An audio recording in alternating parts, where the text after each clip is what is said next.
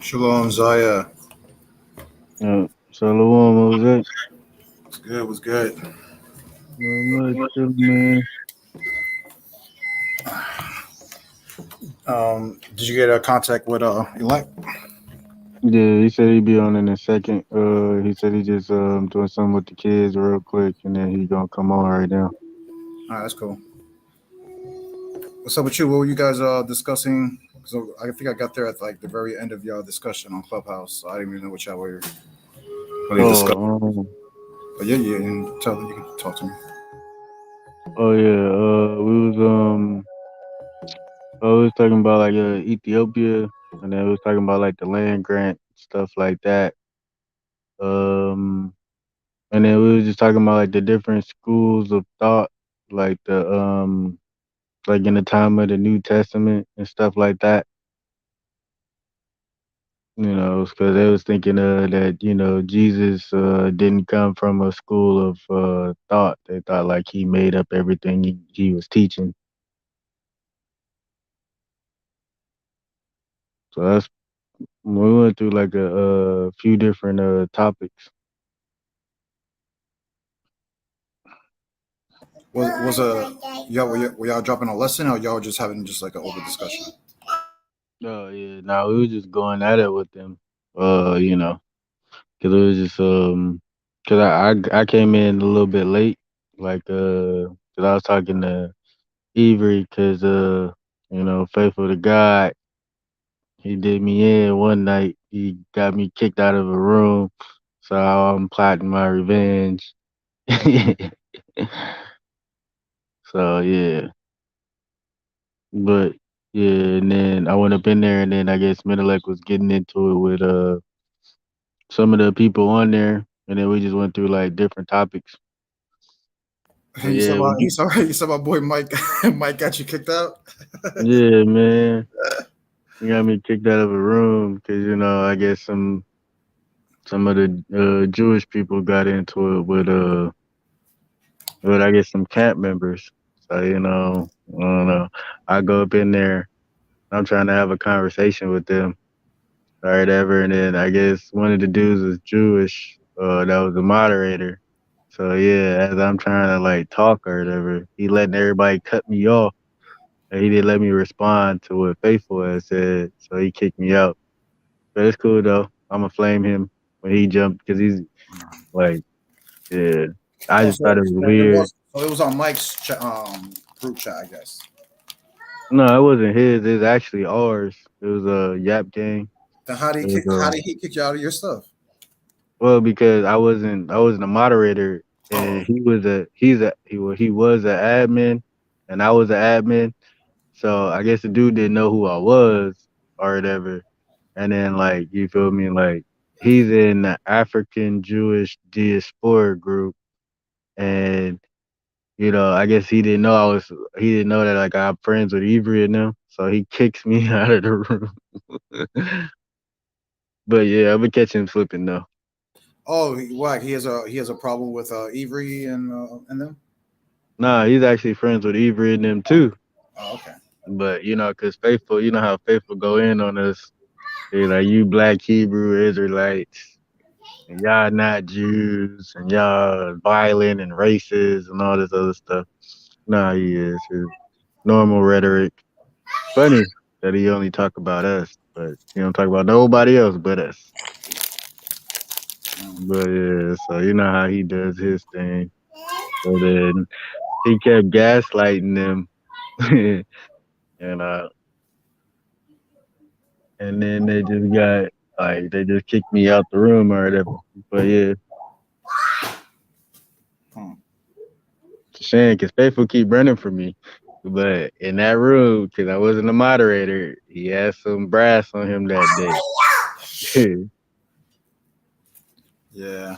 Matter of fact, it's funny that you say that about Faithful and the Christian apologists because that was one of the first videos I was going to show before y'all got on tonight. Matter of fact, I'll play it right now because, like I said, man, a lot of these Christian apologists have been listening to me for years, man, and been using my arguments in their platforms and debates, like Vocab Malone. Right now, I'm gonna give you an example. Vocab did this like 2 years ago in a debate with the deacon from Sakari. And I actually laughed because, I know that they got it from me the time that I debated Sakari like 2 years prior to even that debate. You know what I'm saying? Oh, okay. What you killed Sakari on? Huh? I was like, what did you kill Sakari on? What topic? Well, we were originally supposed to talk about who were the Canaanites, but then they turned it into a debate about who fits the curses, Negroes or Hispanics. Mm. And you know how that went. Mm. But if Sakari changed it to that, why would they do that? Exactly. They basically turned into Fopi that night, and that's why that's what I'm telling you, bro. That's how a lot of this movement that we sparked up started, because of that debate. We basically made Sakari turn into Negroites that night, and they was like going against natives and stuff, and a lot of Hispanics and natives felt a certain way after that debate, and then they were hitting me up. Yo, brother, why were they going against us, bro? Why would they do that? And I was like, because they wanted to escape from the real discussion of the topic at hand, which was Canaan. They know they couldn't handle me on that. Daddy! We were getting... I already made yours right there. Eat. You know what I'm saying? Let me see. Let me share this real quick.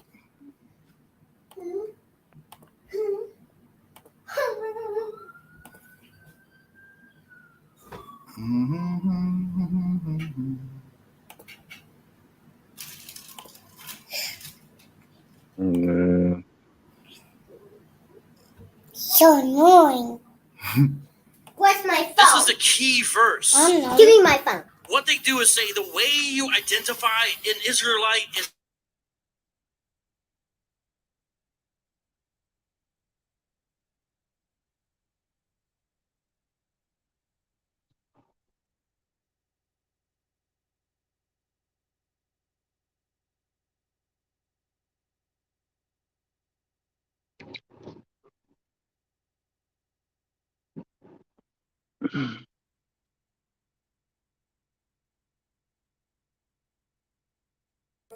My fault. I thought I was sharing the screen, but I'm not.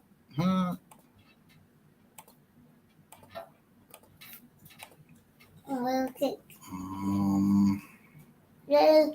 we was supposed to have a debate with Fopi on the Negro only doctrine, but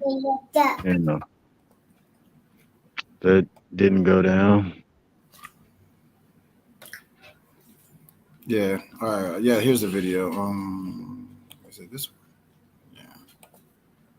meaning the way that they use the verse. This is the key verse. What they do is say the way you identify an Israelite is by if they fulfill the curses described in Deuteronomy 28:68. But they use all of Deuteronomy 28. Let's go to Deuteronomy 28 real quick and take a look at it. I want to show you a few things out of this chapter as I have Deuteronomy 28 open before me. First, what's not here? What's not here is any indication this is a verse you're supposed to use to ever determine who the children of Israel are when you don't know who they are anymore. That's not in here. Meaning the way that they use the verse is not evident from the verse or any part of the Bible itself. It's not for that.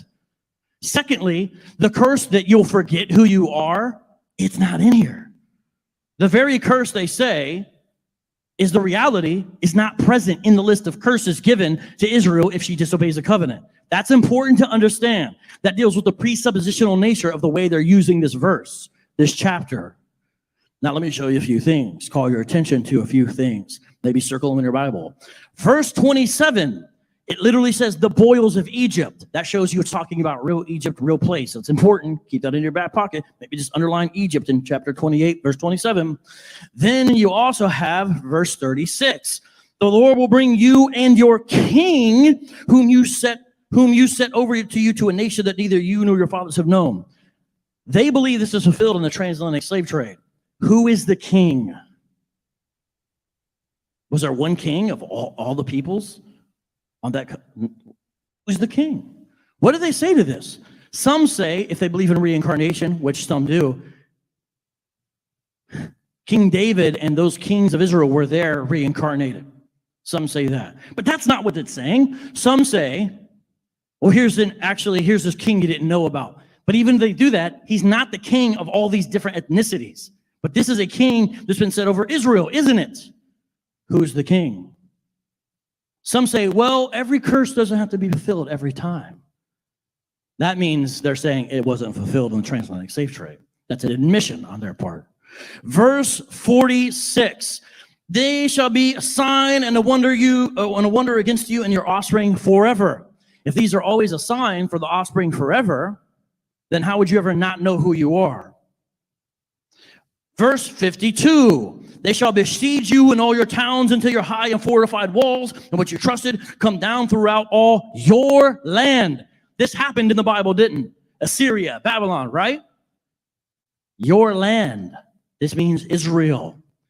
Because of this problem, some Hebrew Israelites claim, this is not a joke, and it's becoming an increasing position I'm seeing more, Jerusalem is actually in West Africa somewhere.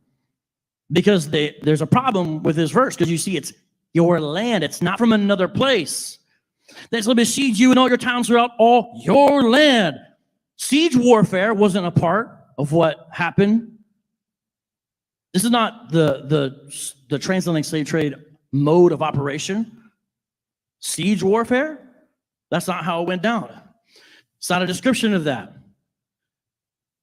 You keep on reading, verse 55 says the same thing. Then you go all the way down to verse 57. It's still talking about siege warfare in your towns. Now let's go to verse 60. Again, Egypt, the diseases of Egypt. Talking about Egypt for real, isn't it? Then you look at verse 62. You shall be left few in number.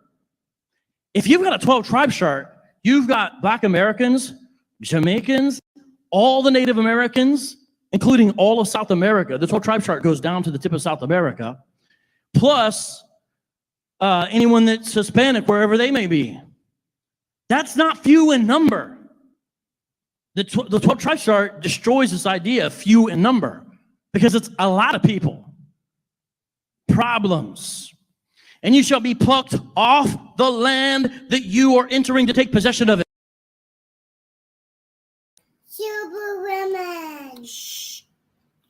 Real quick.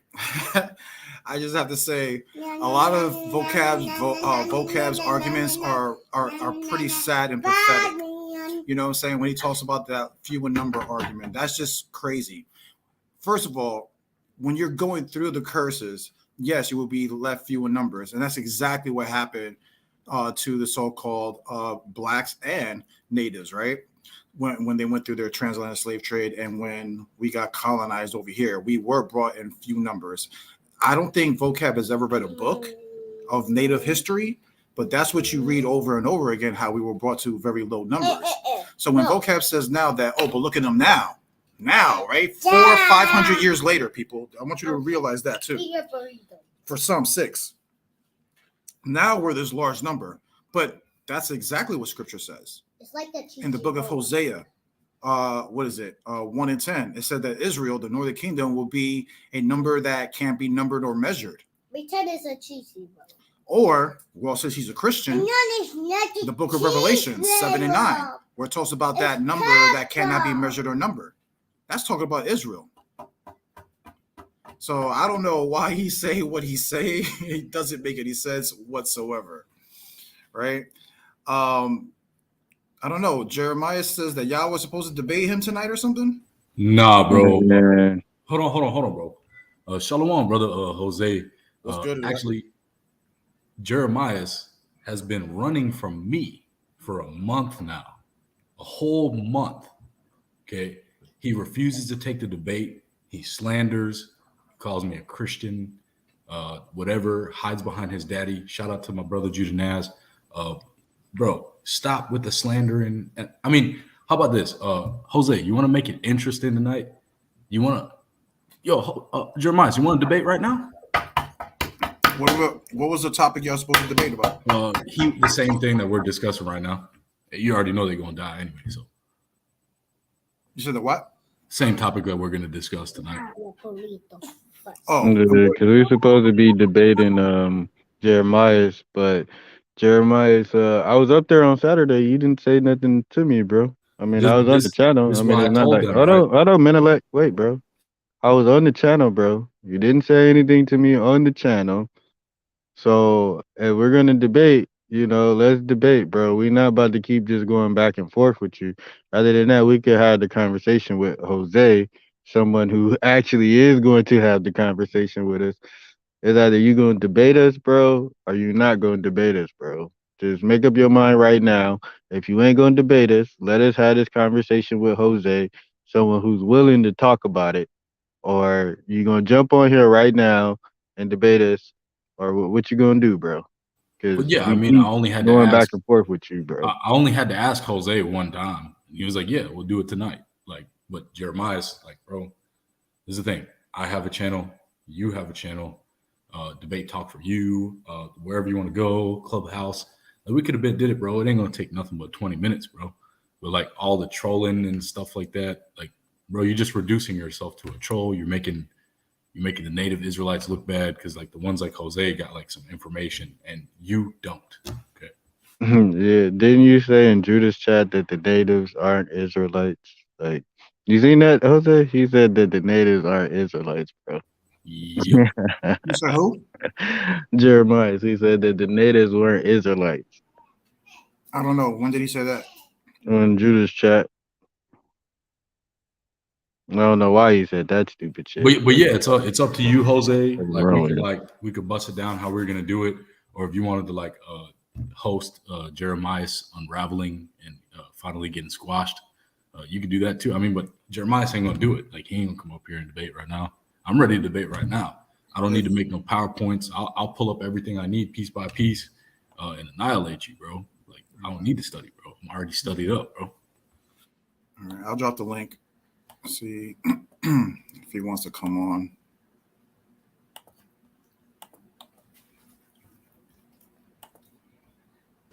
Yeah, come up here to debate, bro. Don't come up here to. But before we keep continuing, let me continue the video because, like I said, I was going to start the parts coming up where, like I told you guys, you can clearly see where vocab got this argument from. Watch.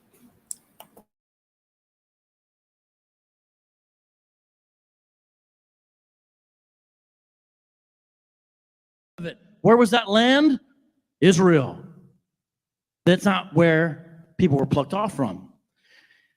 Now, there's a response to that, but I'll skip that for now because we got to get to verse 68 before we get out of here. Verse 68.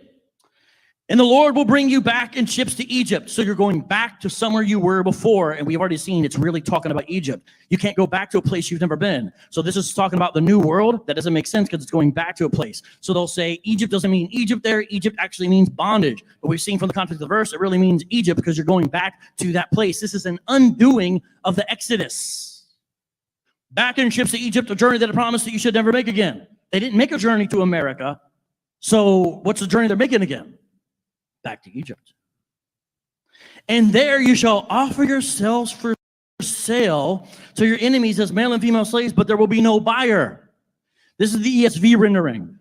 You will be in such a poor, destitute state, you'll offer yourselves for sale. That's why part of the curse is no one will even buy your services. That makes sense, doesn't it? If you want to be an indentured servant, someone's saying, not even. What else do you have left? If this is saying you'll be sold into slavery, wouldn't you be glad if there's no buyer? How's that part of the curse? So they interpret it as you'll be sold into slavery because the KJV gives them some leeway in the grammar. But how's it a curse that no one will buy you? They say that means no one will free you from your bondage. But it's buy, sell. It's not redemption narrative. So you've got literal ships going to a non-literal Egypt in literal bondage with a non-literal rescue, basically. They make mincemeat of the verse.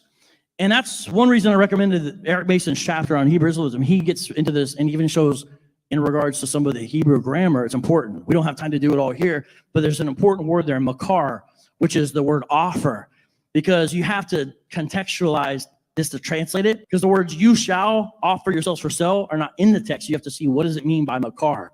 And here's the thing. We have other places where that same word makar does mean to sell yourself. And that's what it's saying.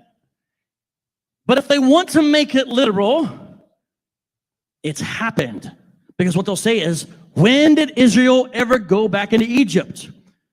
during the days of Jeremiah. How do you know? Go to the end of Jeremiah. It says, don't go back into Egypt like the rest of the Israelites. That means Israelites are going into Egypt. Number one. Number two, 3rd Maccabees. Not canonical, but there's some historical elements in him. Number one. Number two, 3rd Maccabees. Not canonical, but boom, right there. Ziya, when was the first time you ever heard somebody bring out the fulfillment of Deuteronomy 28 and 68 through the book of the Maccabees? Yeah. Who do you Yeah, first that's your argument. Huh? Yeah. I said, yeah, that's your argument. I've been teaching that for like about 5 years. So the point is that I've seen vocab uses in the debate about 2 years ago in Deacon Sakari, but now we see him right here in a debate. Well, not a debate, in a lecture, actually using it to teach Christian apologists what to use against Black Hebrew Israelites. Yeah, well, that's interesting though, is that, you know, they do take that approach from a lot of people like you and stuff like that, you know, but, you know, vocab Malone, man, them dudes is jokers, bro. Vocab, stop ducking Ebri. Yap gay. Stop ducking Ebri. Well, he just got beat up by Yehudim Aran on like the same topic. So it's like, you know. Who, vocab? They had the debate? Yeah, he debated him on where like Israel is. And Aaron It was online. Yehudim. Mm-hmm. Yeah, Yehudi. Okay, so and y'all believe that Israel is in the, what is it, Sahara Desert? No, we don't. We don't have the same type of belief Aaron has, but it's more so like from the Nile all the way to the Euphrates. Okay. Euphrates, that's in Assyria, right? Yeah. Okay. All right. I'm gonna let you brothers get it in, man. Like I said, I'm gonna let y'all prove your case. If y'all need to share the screen at any given time, if you want, I can pull out the blue letter if you guys need scriptures so everybody can read along. But I think we're gonna just have a conversation just with you. Jeremiah, come up here, bro. Yeah, conversation. Yeah, I want you guys to present your case. It's not a debate. Like, I want you guys to I don't really want to give it. I don't really want to give it away because we got certain stuff that people didn't. Jeremiah's come up here, bro. Like that's the whole thing, bro. He been trolling us and all of this weird. I know, stuff. but this is what I'm saying. It's okay. We don't know if he been flagging our channel or whatever, bro. We could show the we gonna debate. Nah, bro. Listen, bro. We could show the information. Because we don't know who been flagging our channel. It doesn't matter. Getting our videos taken down and stuff like that. Yes, they do. No, you guys believe that's in Ethiopia, right? Not Sub-Saharan Desert. I know that's what Yehudim believes. You said you guys don't believe that. You guys say it's in Ethiopia, correct? Well, the city of David would be like in Ethiopia. I would say the whole entire land would be Africa and the Arabian Peninsula. Okay. So where do you say Israel's at? So you say the house of David is in Ethiopia, but at the location you just said, right? Yeah, like city of David, yeah. Okay, but then you believe that the land of Israel is where? The northern kingdom would probably be the Arabian Peninsula. Well, you know, Middle East, basically. So you believe Israel's in the Middle East, right? Part of it, yeah. Okay. Like I said, man, whenever y'all want to have this, start the discussion off, start making your case. I'm about to share a screen right now. So nah, man, we're gonna say this for the debate, bro. If you're gonna debate us, man, just debate us, bro. Stop, because we don't know who flagging our channel. We don't know who messing with all the stuff we've been bringing out. So why didn't you say anything on Saturday when I was on Judas' channel, bro? Like I've been on Judas' channel. You ain't been on Judas' channel. Zai, don't get distracted, bro. Let's just make the presentation. It doesn't matter if he sees it. It absolutely makes no difference. Bro. It's not just that. It's just that this dude been talking all this shit. So that's all he wants. He just wants you to put out the information, find a way around it. Yeah, I know. Maybe. But he can't. He's scared, bro. He don't want to take the actual debate because he know we we not gonna say the same shit Aaron says, and we not gonna say the same shit all these other ones say, like Popey and them. Oh, But we can talk about yeah. So Just Jose, we was finna hold on, listen, bro. take no, bro. We not about to do that, bro. Highlight that comment down there, and you'll see that he'll never debate us. It doesn't matter if we show the information because they can't. This one? So you're gonna have to debunk the video 6 months. I did 6 months ago, and then I'll debate you. Come on, Jeremiah, bro. You made that like we was finna take that debate or whatever with the Africa being like the land of Shem and all of that stuff. We was gonna debunk that. That I believe you could debunk because I don't believe that that's historically accurate nor true. But you made that presentation for Davion's wife because y'all didn't want to take this debate. Y'all wanted to see how it would do against Popey and them. But you know, I ain't got nothing against Popey or them. I felt like they would have probably smashed y'all on that. I'm sorry, bro. Like, that's just what it is. Every other debate we would have won though. So you can go back and tell Judah I said that. That's just my personal opinion. I think if it ain't us debating and somebody else debates, they gonna lose. But yeah. On what topic? So I guess Sister Kiana and Naphtali, I think that's her name. That's gonna debate is the land of Shem, Africa.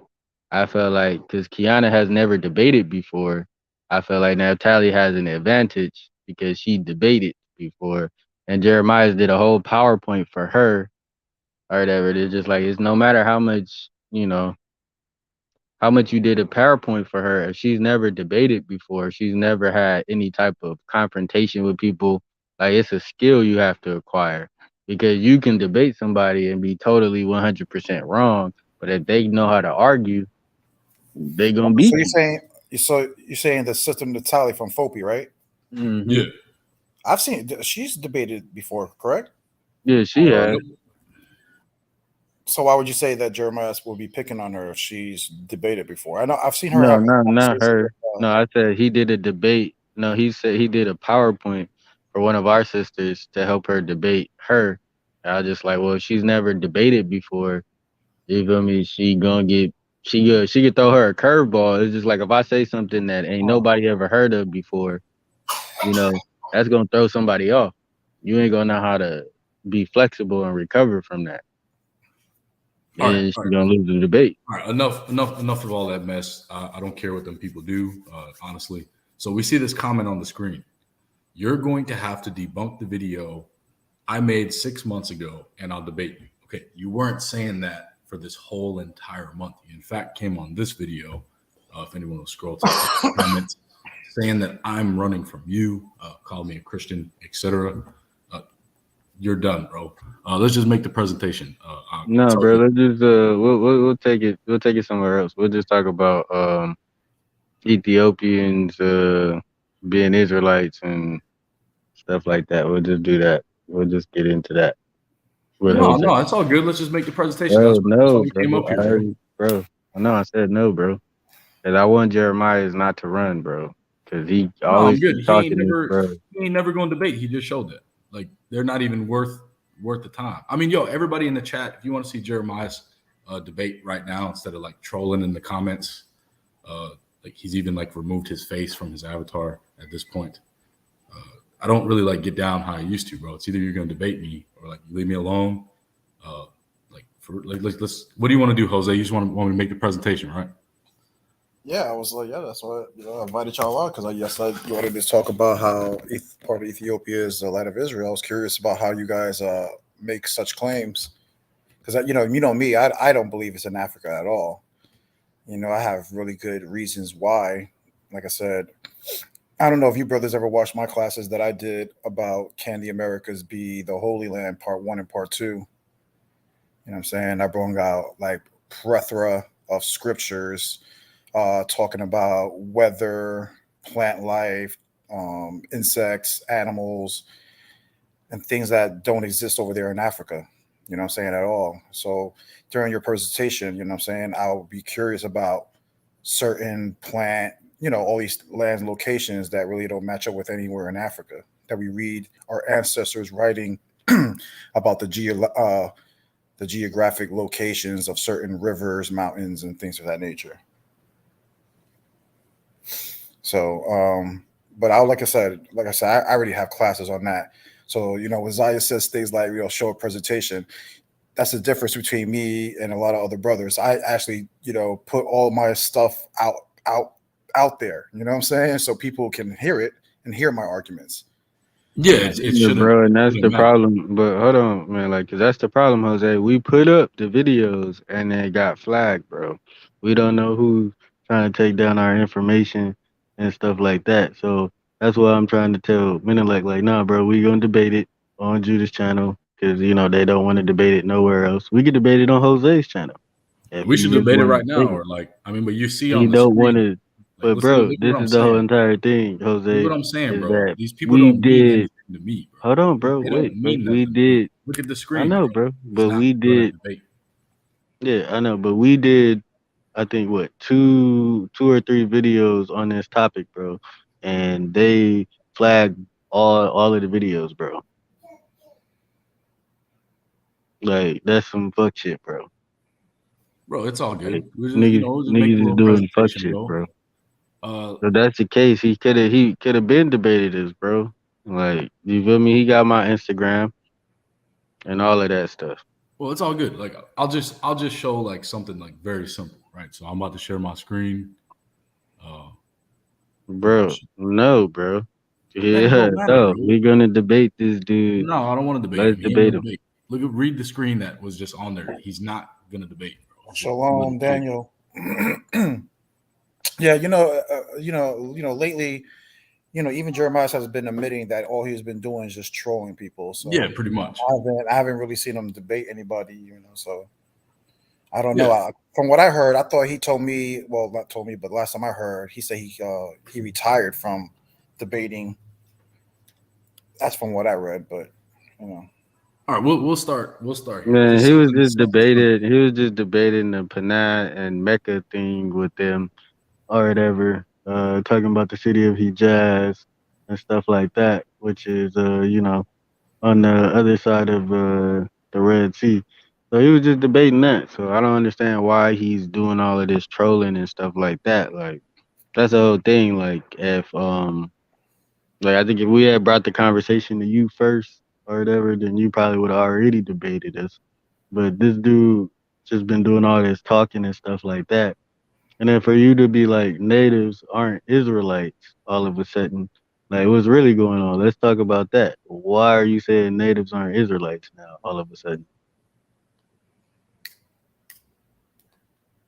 Well, I mean, good thing he's like nobody in Israel, right? So let's just get to the information, bro. We got a couple of our people. I invited them to the channel. They're kicking back, watching. Like Jose said, bro, it doesn't matter if you put the information out there. Like, I mean, I'll just show them something simple. Okay, I'll share my screen. Yeah, whenever you're ready to share screens, if you want me to pull out, like I said, scripture, I have the blue letter already out. So whatever you guys need, I'll pull out the videos. No matter what you guys need, just let me, Yeah, I'm gonna start right here at let's see, 2 Chronicles. You want me to pull it up? No, I got it right here. I'm sharing screen right now. If you could see it. Okay.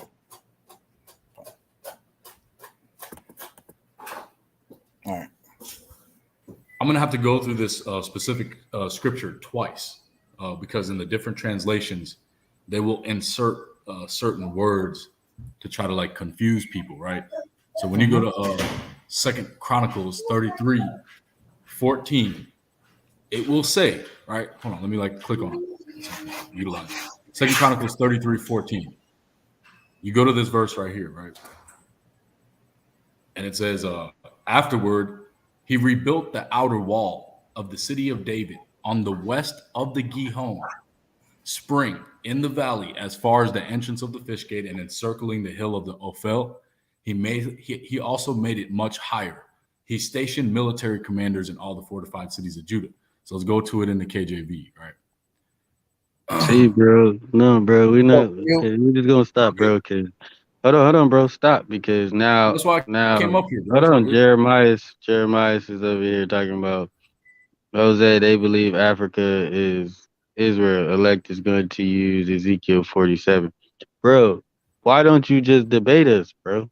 Why are you doing all of this Bro, trash he's a talking nobody, and bro. stuff like Right that? now he just See, like this is what I'm saying, Jose. ignores This is comments. why I was telling you, bro. Somebody is taking down our videos or whatever. So this nigga been studying us and studying all of our talking points, and we don't know who's flagging our videos. This is the reason why I'm saying let's debate it on a platform so that you can't run and hide, bro. Because that's all you doing is running and hiding, bro. Well, he ain't gonna be able to run and hide from this video right here. So let's just make the presentation. It's all good. It's all good. Trust me. So here, I'm gonna go back to it. Now, after this, he built a wall without the city of David. Now, that word for without. Real quick, elect. Before you read the scripture, because I know you just got into it, but let the audience know what you're presenting to them right now. Are you presenting a temple that King Solomon built, or his kingdom? Like, just break it down for the people a little bit before, so they won't be lost about what you're talking about. Con, yeah, I'll be like very pretty thorough with it. So right now, I'm just going to present the city of David as according to the scriptures.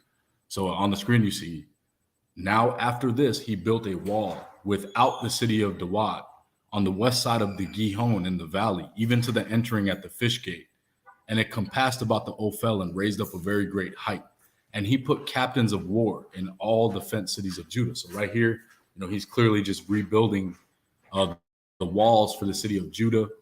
And when you get into the language right here, right, because we've seen in the other translation, the NIV, which a lot of Tanakhs will have, like even the Art Scroll Tanakh, even though it's my favorite book, it'll say Gihon spring, but there is no word for Gihon spring in this scripture at all. So you have the word right here, Lagata Yawan, Gihon. Then you have this word right here, which means on the west side. Then you have this word right here, which means in the valley.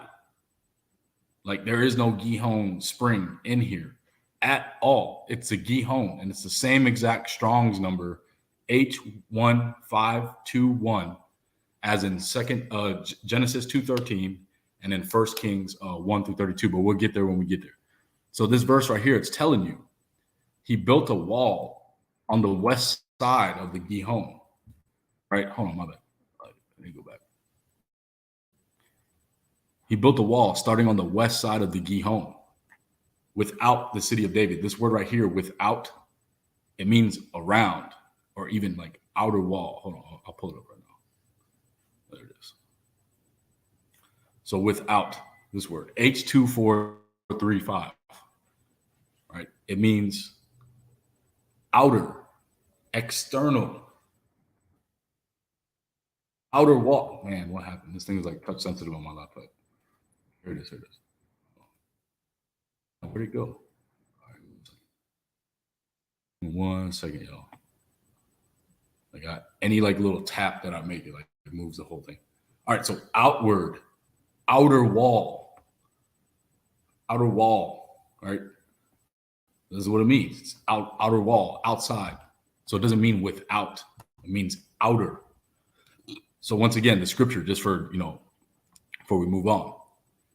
Now, after this, he built a wall around the city of David, an outer wall for the city of David on the west side of the Gihon in the valley, even entering into the fish gate, and compassed about the Ophel and raised up a very great height and put captains of war in all the fenced city of Judah. So it's going all the way around. So now I'm going to go to First Kings, chapter 1, verse 32. Oh, my keyboard's like being kind of weird. All right, here we go. I'm going to share this tab now. So we go to verse 32. 1 Kings chapter 1, verse 32. Starting at 32, it's going to read, and Dawad said, call to me Zadok the Kahan and Nathan the prophet and Beni-Yahuwah the son of Jehoiada. And they came before the king. And the king said to them, take with you the servants of your Lord, and you shall call Solomon to ride on my own mule and bring him down to the Gihon. And Zadok the priest and Nathan the prophet shall anoint him there as king over all Israel, and blow the horn and say, long live King Solomon. Now, we go to Genesis 2, verse 13. And after this, I'll show that they're all exact same Strong's number and all that. And like, we can't be just like believing whatever definitions of stuff that they be saying. And the name of the second river is Gihon. The same is it that compasses. Man, you're not showing nothing, bro. Oh, my bad. And the name of the second river is Gihon. The same is it that compasseth the whole land of Ethiopia. Now let's go to the word. All right.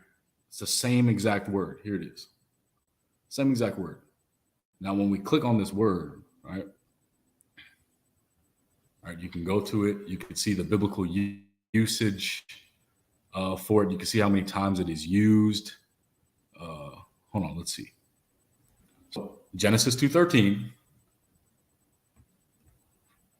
1 Kings 33. So that's what I just pulled out. 1 Kings 33. And then it's going to say it's going to say 2 Chronicles 33:14 that I've already used and attributed to this. Now it's as you could see noted, it says 2 Chronicles 32 verse 30. This is talking about Hezekiah. And we can go to it just to be thorough. And this is going to talk about Hezekiah drawing the upper waters of the Gihon, which we'll keep in mind, right? For this, for the part of it. Well, I got to type it in, I guess. I don't know why this is working so weird. Okay, so 2 Chronicles 32:30.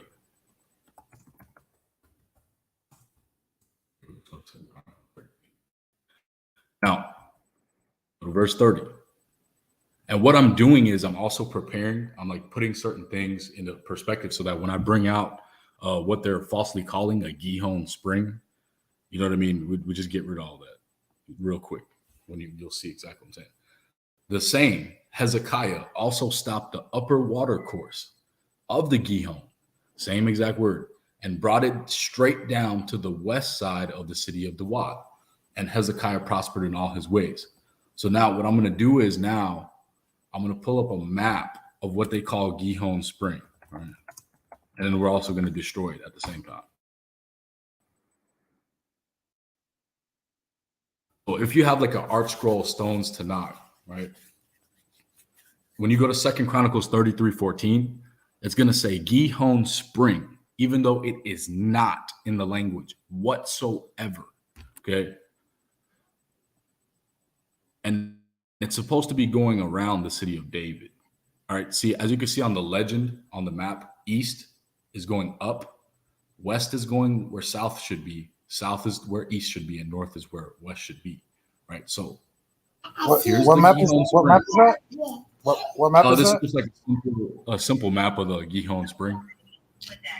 No, I'm saying, but why is it showing the directions the opposite, like you're saying? Like, because it's showing the city of David going like north and south, and then it's showing the direction of where the Gihon Spring that they're talking about is placed, because it's not going around the city of David. You could clearly see it, like it's Gihon Spring right here, and it's like cutting through the city of David, and it's literally every map of the Gihon Spring all together. Every map.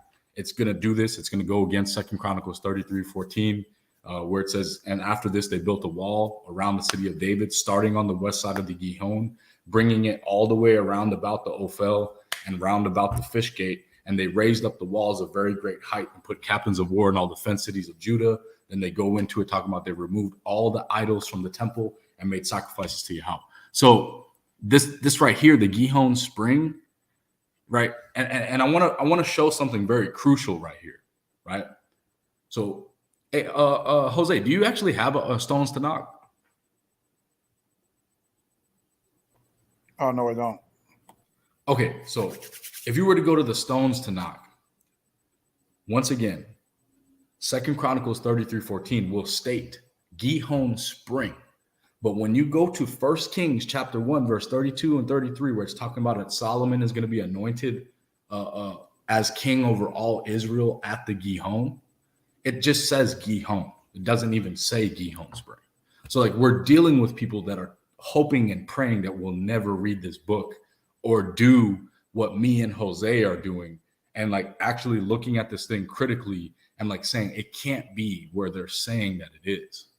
And the more that you get into the language, you'll see that the names and locations for places, which I'm gonna actually go to Isaiah 11:11 for this. The names and locations of places, right? They're not actually okay. They named all these places around modern day Israel. Not all of them, clearly not all of them, like Syria and like things like that, right? They didn't name all of these places like after, but most of them, the majority of them, they were not named these things back then whatsoever. So when you get to this language right here, and it shall come to pass on that day that Yahweh shall continue to apply his hand a second time to acquire the rest of his people. That will remain from Assyria, from Egypt, from Pathros, from Cush, from Elam. You don't have the scripture. Oh, my bad. Appreciate that. I'm getting used to tapping that little button right there.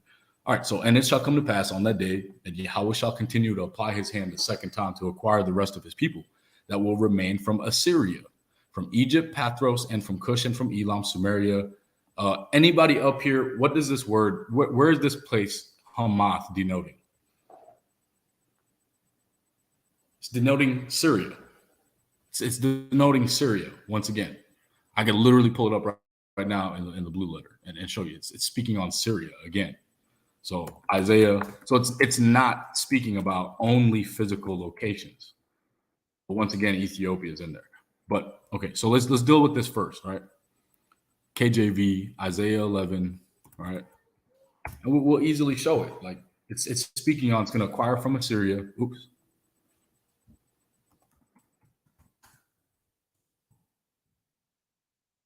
All right, Isaiah 11.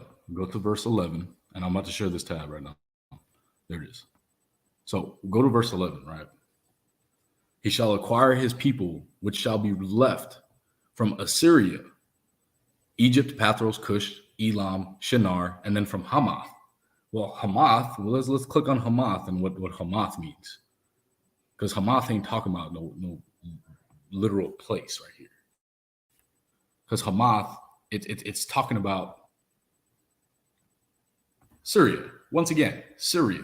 So the Most High going to acquire his people from all those places in Syria a second time, twice in the same sentence? No, we're talking about the creator of the heavens and earth that puts things in a divine order. And like, I assure you that the Jewish scholars, they have used these names and places to describe their enemies in plain sight within their hearing range, and they had no clue what the people were talking about. So let's move it on forward a little bit here. We'll get into like a little bit of like the Zedekim or the Zedekites. So here goes. This is for Jeremiah. Woe to her who is filthy and polluted the dove-like city. She did not obey. She did not accept reproof. She did not trust in Yahweh. She did not draw near to her Allahayam. Her princes in her midst are roaring lions. Her judges, wolves of the evening. They did not leave over the bones for mourning. You are desolate.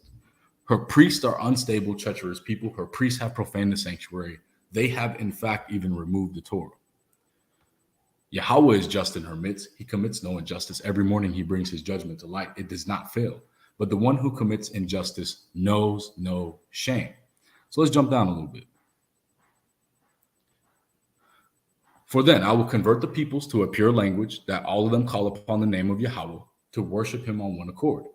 From the other sides of the rivers of Ethiopia, my suppliants means worshipers, the community of my scattered ones, they shall bring me an offering. Brother Ziya, are you there? Yeah, man. After this one, we're going to cut it. It's all good. According to Ezekiel 44, hold on. According to Ezekiel 44, when it's talking about the Zadakim being separated from the other tribes of Levi, who is going to be bringing the offerings to Yahweh in the future? The Zedekites, man. Damn, let's read it one more time. From the other sides of the rivers of Ethiopia, or Kawash, whatever you want to call it, my suppliants, the community of my scattered ones, the community of my scattered ones. Now, this word for beyond means like literally on the other side of, like on the other side of the wall, on the other side of the Gihon, scattered ones. They shall bring me an offering. On that day you shall not be ashamed of all your deeds which you rebelled against me, for then I will remove from your midst those who rejoice in your pride. What scripture are you reading again? Zephaniah 3. Oh, Zephaniah 3? All right, go ahead. Gone. So right here, it's going to talk about being separated from the other Levites that led us astray. On that day, you shall not be ashamed of all your deeds which you rebelled against me. For then I will remove from your midst those who rejoiced in your pride, and you shall no longer continue to be haughty on my holy mount. Josiah, where is the holy mount according to the temple? In the morning, bro. Gone. And the other Levites were administering before Yahweh, and they were leading the people astray, right? Yep. Okay, here it is. Now, the remnant of Israel shall neither commit injustice nor speak lies. This is the true Yahweh Diyah language, prefix Yahweh. It's not just babble talk. It's being the remnant, and shall not commit injustice nor speak lies. Neither shall a deceitful speech be found in their mouth, for they shall graze and lie down with no one to cause them to shudder. Because Yahweh has removed your afflictions. He has cast out your enemy. The Malakir Yashar al Yahweh is in your midst. You shall no longer fear evil. Okay. And let's just give them one more time. One more. Here it is for the trolling, right? Behold, I will wreak destruction upon all those who afflict you at that time, and I will save the one who limps, and I will gather the stray one, and I will make them a praise and a name throughout all the land where they suffer shame. That means you don't have to seek fame because it's coming. Okay. At that time, I will bring them. And at that time, I will gather you, Isaiah 11:11. For I will make you a name and a praise among all the peoples of the earth when I restore your captivities before your eyes. That's for anyone who's saying we're not in captivity. Anyone. That's future prophecy, right? But yeah, that's it for right now. And that's an interesting point. I see you got Brother Yitzhak in the comments. It's an interesting point for Hamath. Well, yo, appreciate that, Jose. Okay, so it was pretty interesting. So the map that you were showing earlier, right? That I was asking about, why is it saying north and westward? So you're saying that was from the eyes from the land of Ethiopia, about the actual direction, like the wall would be towards the west and everything, right? No, that was the Jewish brothers would put like in their Bibles or like in their Tanakhs, where the legend would have like north going like north where west is, and like south where east is, because it's showing that the city of David was built like north to south, and then they were showing the position of the of where they say the Gihon Spring is on east to west, and they even got that wrong. Like, it's crazy, bro. So it's like either you're right or I'm right, but all we know is that the people that have been teaching us this stuff and talking about it's in like the mountains of Turkey, like how Lex would say, they're wrong. They are so wrong. It's not true. Okay. So do you have like a, because you talk about Solomon's temple, right? Correct? That was the first scripture you guys pulled, right? No, it wasn't Solomon's temple. It was basically where Solomon got anointed at the Gihon. So Solomon is getting anointed at he's talking about Second Chronicles 33:14. I pulled it up. Yeah, but that's not Solomon's temple, bro. That's not. I know. I'm just telling why I brought it up. Okay. So what was that then? That's what I was asking about. I thought that was basically them describing the city of David. So but in the beginning, it was when Manasseh. In the beginning, it's when Manasseh was building the outer wall for the city of David. You know what I'm saying? Okay. Yeah. Okay, so your point was, this wall that was being built in the land of Israel. That's the whole point, and direction that it was built and how it makes sense with the river of Gohan, correct? Come. Okay. Also in the second script, well, not the second scripture, the book of Isaiah, you pulled Isaiah 11, correct? Come, 11:11. And I love how you proved that, that it's actually talking about Assyria, because I do agree with that, because if you actually read the chapter. But my question to you will be about that scripture in Isaiah 11. Matter of fact, let me pull it up real quick. And I'm going to show you why. And what location do you believe Assyria is at? I need purple. To Ziya or You want me to answer? Yeah. What do you believe Assyria is at? Oh, that's the Menelek. Does Menelek want me to answer that? Con, yeah, you got it, bro. Yeah. Assyria would be Where is that? So I can pull up my what you call it? In the Middle East, where it's at right now? Let me see. Yeah. I would say it would be bigger back then. Hear that baby shark time. But yeah, I would say it will be bigger than what it is modern day, and that would be like historically true. But I'm saying like Hamath wouldn't be Assyria in that same way. It wouldn't be. It's meaning something different, like fortress. It means fortress. Okay. I'm going to read something, and let's all read together. This is Isaiah 11 and 11, right? It says, and at that time, a sovereign master will again lift his hand to reclaim the remnant of his people from Assyria, right? Egypt, Pathros, Cush, Elam, Shamal, Hamath, and the seacoast. And you said that Hamath is Assyria, correct? Well, the definition is saying that it's Assyria, but I would disagree that it would be speaking on Assyria twice in that same verse. Okay. But I'm going to read something for you real quick and let me know how this matches the land. And this is, again, in my classes, I pointed these things out of why these locations can't be where they're at. This is Isaiah 11:15. It says, and the Lord will divide the gulf of the Egyptian sea, and he shall wave his hand over the Euphrates River. Ziya and Menelek, where is the Euphrates River located? In the so-called Middle East. Right next to Assyria, correct? Mm-hmm. Okay. And send a strong wind, and he will turn it into 7 dried up streams and enable them to walk across in their sandals. Now, can you, brothers, show me the Euphrates River having 7 streams attached to it? Yeah, 1 second. All right, thank you.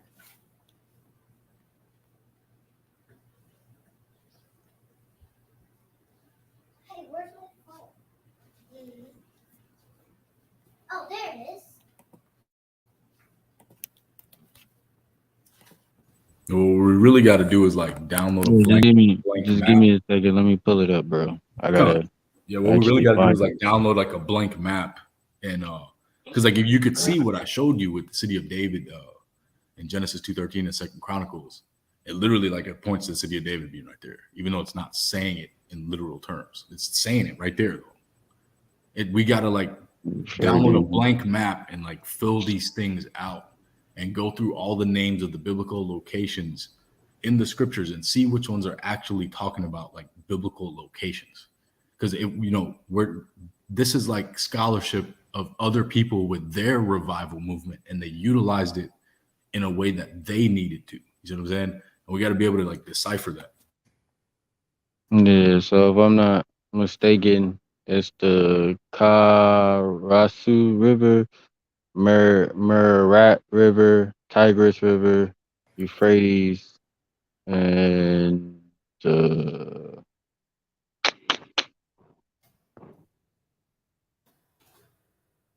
because the Tigris goes into river. Let me find it.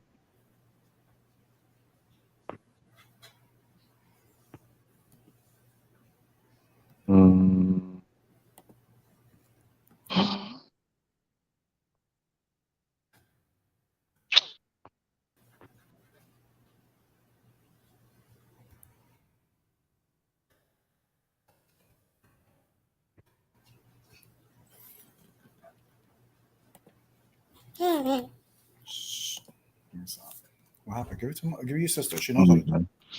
Yeah, I don't have it on hand real quick, bro. All right, I'm going to show you how there's only 3 basically contributaries to the Euphrates River.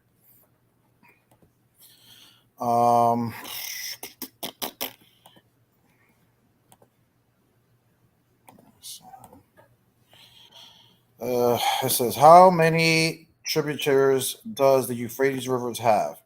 It says, executive summary, the Euphrates River has 3 main shared tributaries. The Shajar, the Balak, are shared between Syria and Turkey.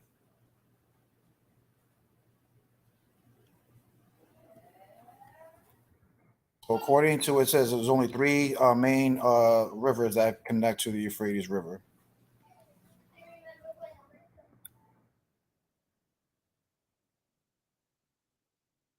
See right there, even on the top, it says 3 rivers in Syria. 3 rivers add their waters to the Euphrates.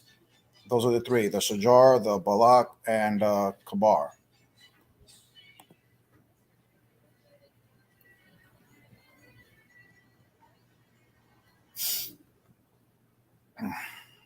So again, so let me ask you this: in all around the world, what city actually has a river with 7 streams in it? Do you guys know? Not off the top of my head. The Mississippi River. Okay. Yeah, that's true. The Mississippi River is the only place on the planet at a location that a river connects with 7 other streams, just like we read here in Isaiah 11 and 15 of this Euphrates River connecting with 7 streams that he's going to dry up one day so they can pass through. So again, the Euphrates River does not have 7 streams that connect to it. The other last point you would bring up, what was that last scripture you pull out, Metalek? Oh, Zephaniah 3, like that? Was it? It was either First Kings or was Zephaniah 3. Yeah, Zephaniah 3. But I wanted to point out something real quick before you go on with like the rivers, right? Because I think we're both like catching on to like true scholarship with what we're doing, and there's a reason why these things are like being brought out. So I totally get it. So like Genesis 2:13, it would say and the name of the second river is the Gihon, which surrounds the entire land of Ethiopia. What actual rivers are surrounding Ethiopia? It would be like the White Nile, Blue Nile, Yellow Nile. It's the Nile. So it's like, but the Nile is also used in the same scriptures. That the phrase the Nile River is also used in the scriptures. So these words, when we get into the language, they're not even present like to like to like.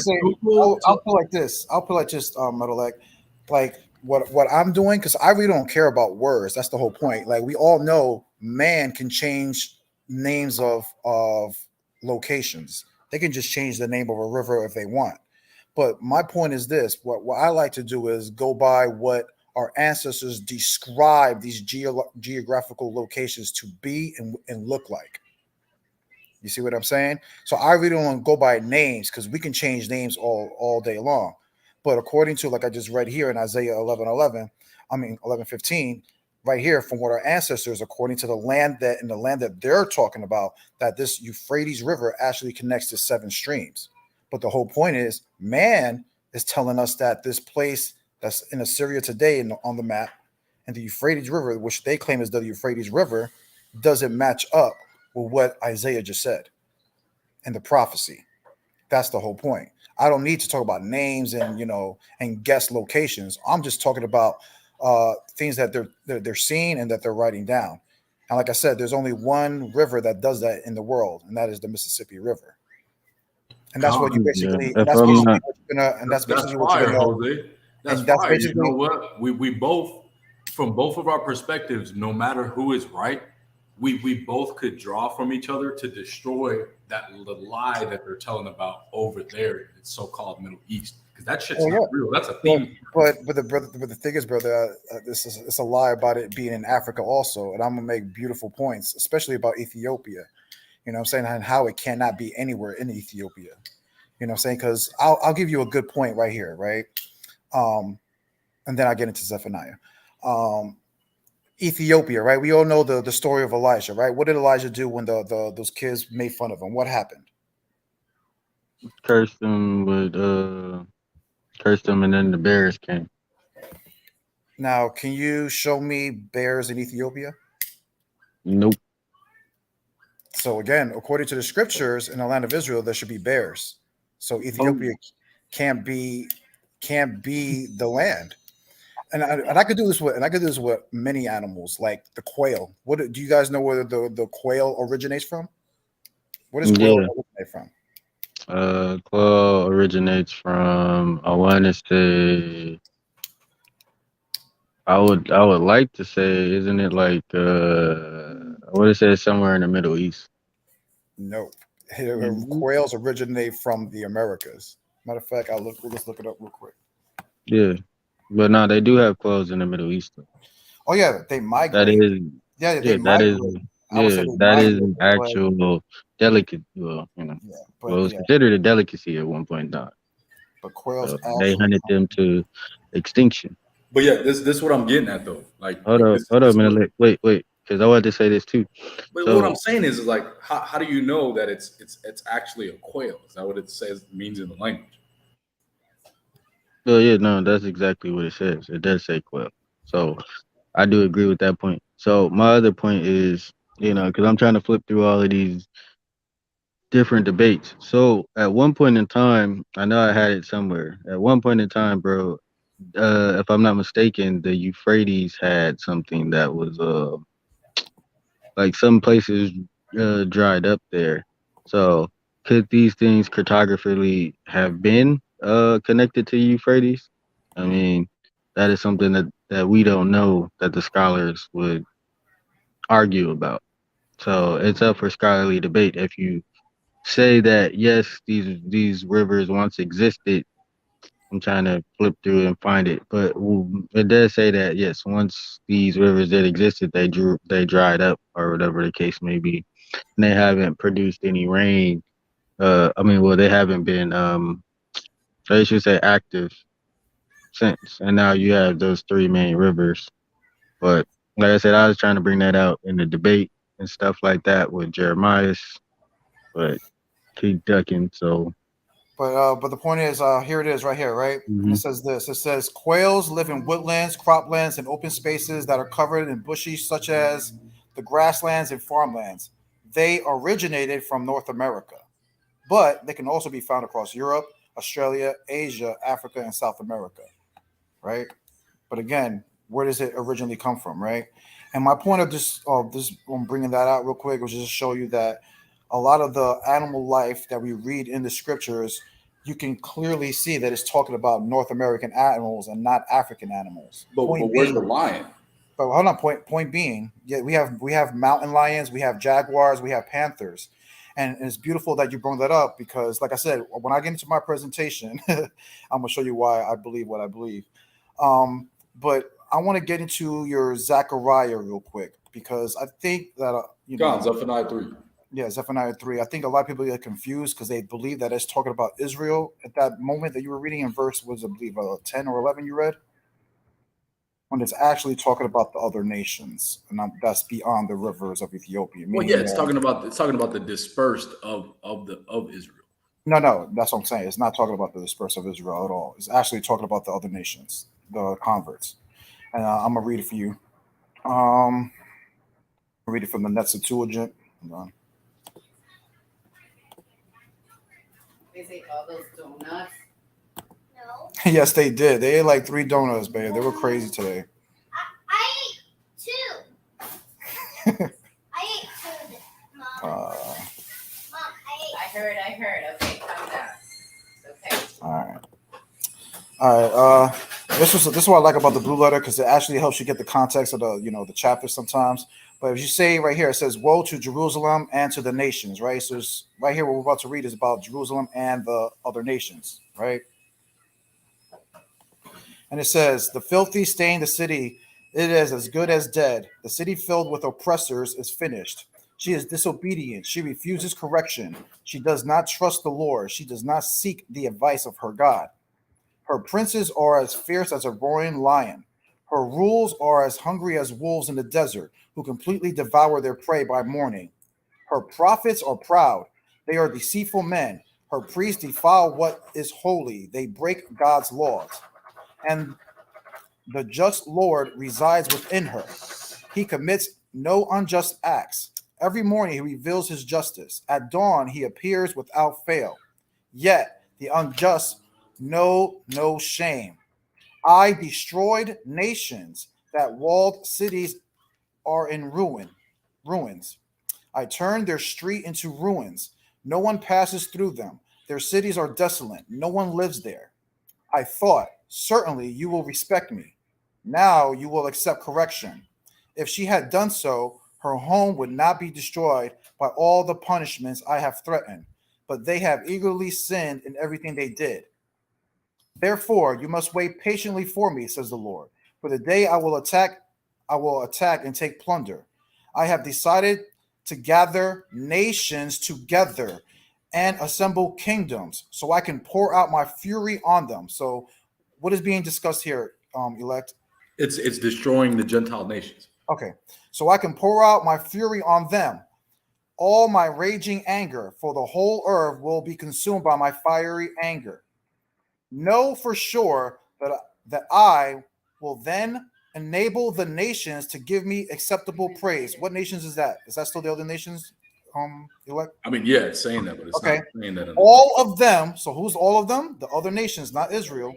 Invoked the Lord's name when they pray, and will worship Him in unison. From beyond the rivers of Ethiopia, those who pray to me will bring me tribute. So who is it actually talking about? That's what I'm saying. Like in this version, it's saying that, but it's not saying that in the language. What do you mean? It's not saying that in the language. Like the word, it would say in like the KJV, it would say right there, from beyond the rivers of Ethiopia, my suppliants. So one word, suppliants, would mean worshipers. And if you pull that up in the blue letter in the KJV, it'll show you in the original of what you're looking at. It would show it in that language, and then it would show it saying suppliants, my worshipers. They will bring me an offering. It's talking about the Gentile nations, and it's talking about Yashar'al in this chapter right here, because when the last chapter of it's talking about when let me continue. Wait. This is why I chose to, like I said, I already read you guys the oldest translation. This is why I'm reading from the Nets, so it's actually the best translation, right? But we all know that this is all talking about the other nations, and I'm gonna keep proving it when you keep reading down, right? And it says, and in that day you will not be ashamed of all your rebellion against me. For then I will remove you from the midst of those who proudly boast, and you will never again be arrogant on the holy hill. Now look what it says right there. What does it say right there? A remnant of Israel. See how the context is changing? Yeah. The blue letter is letting you know that the context is changing. Now, after this point, from verse 12 on, now it's going to be talking about the remnant of Israel that you were just talking about. But see, and this is where all right, I'll let you finish. My bad.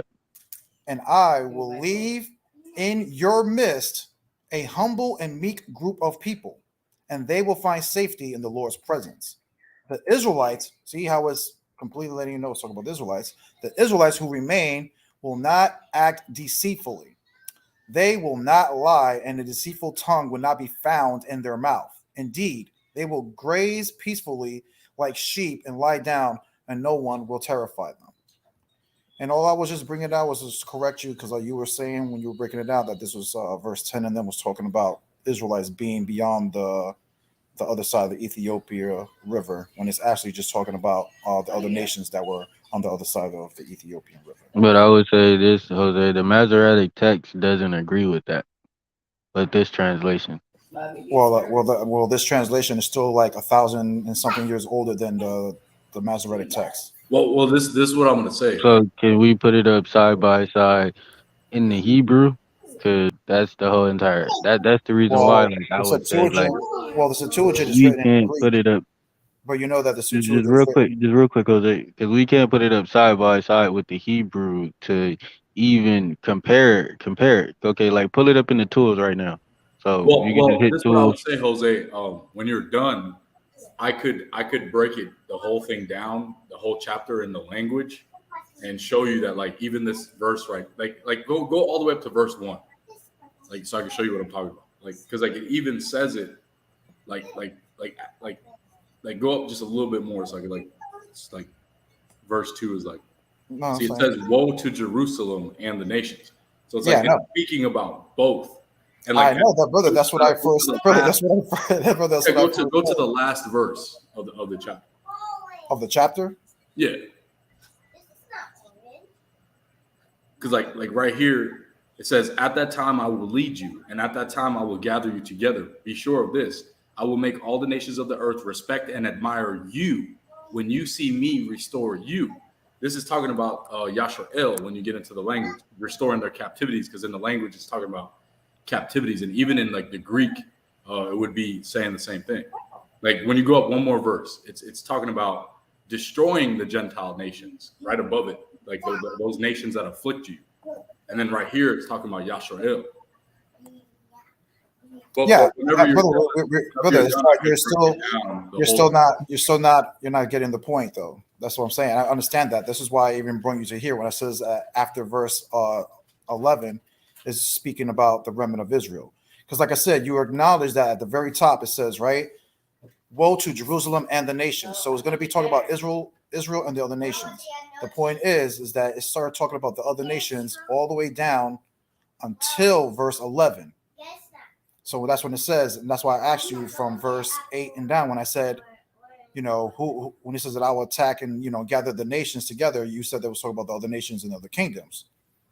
So I agree with that. And that's the whole point. And that's why it's from verse 1 down to verse 11 is actually talk about the other nations and how they did us dirty, and then the righteous ones among them that pray in his name and how he's going to gather them. And then from verse 12 down, that's why it says a remnant of Israel, because now it's going to start discussing about that remnant of Israel. I mean, you know, you could break it down how you want to, but like if you give me a chance, I could go into it the whole chapter into the. Let me ask you this: how many rivers run through Ethiopia? Quite a few. I'm not sure how many. Ziya, do you know? I would say more than 5. I would say that. Yeah, sure. I don't know at the top of my head, bro. I believe it's more than 9. I think it's like 9 or something like that. Yeah, because you got the Nile River in itself is broken down into 4 pieces. Mm-hmm. Now let me ask you this: yeah, there's 9. There's 9. Well, according, I'm gonna prove to you how it can't be. That's what I'm saying. I could keep proving over and over, according to the scriptures, how Ethiopia can't be the land of Israel. I'm gonna give you 3 scriptures proving that in the land of Israel, there's 3 rivers in the land of Israel, and there's only 3 places on the earth that fit this description. And I debunked 2 of them in my last class, or my first one, the first video of the class I did. But let me bring the scripture out real quick. And I'm going to show you, again, according to the scriptures, what's supposed to be on the land of Israel, right? Let's go to Numbers. Let me see. 34 first.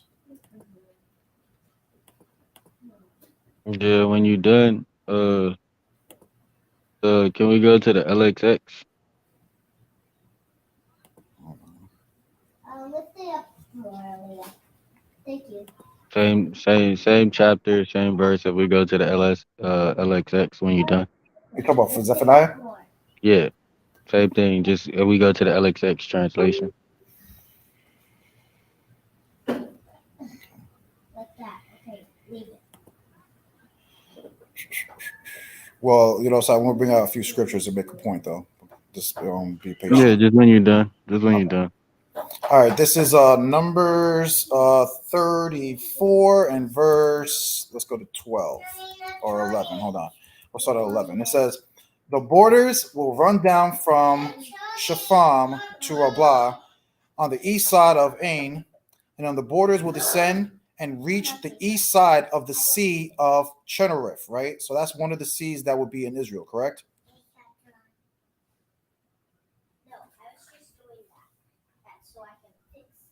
Yeah. Okay. Verse 12, and it says, then the border will continue down the Jordan River. So that's another river, correct? And its direction will be to the Salt Sea. So that's the third body of water, correct? Mm-hmm. Well, it depends on the land by its borders that surround it. Let me ask you a question, Jose. So what are you saying is the Salt Sea? Brother, it doesn't matter what. I'll explain that later. But the whole purpose is that according to Scripture, the land of Israel has 3 bodies of water, two basically rivers or lakes that basically connect to a salt sea. Mm-hmm. And this is what I'm going to show you. Like I said, this doesn't fit the land of Ethiopia whatsoever. The Numbers 34. Now let me get Deuteronomy. Chapter 3. And I'm going to read down to 16 and 17. And it says, I'll start at 17. And it says, the Arabah and the Jordan River were also a border from the Sea of Chinnereth to the Sea of Arabah, right? That is the Salt Sea, right? So we have two rivers that basically connect to a salt sea, right? Mm-hmm. So this is a second witness again about our ancestors writing about the land of Israel and the rivers that are within his borders, right? My last witness is Joshua, and this one's pretty interesting. Joshua 3.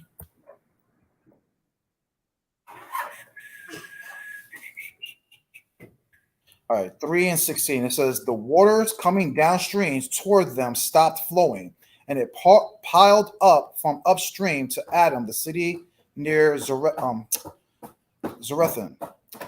There was no water at all flowing to the sea of Arabah, the salt sea. They crossed over the river opposite of Jericho. So again, we have clear scriptures about, over and over that there's three bodies of water according to the scripture. Now, my point of bringing that up is that there's only three locations on the earth that actually fits that, right?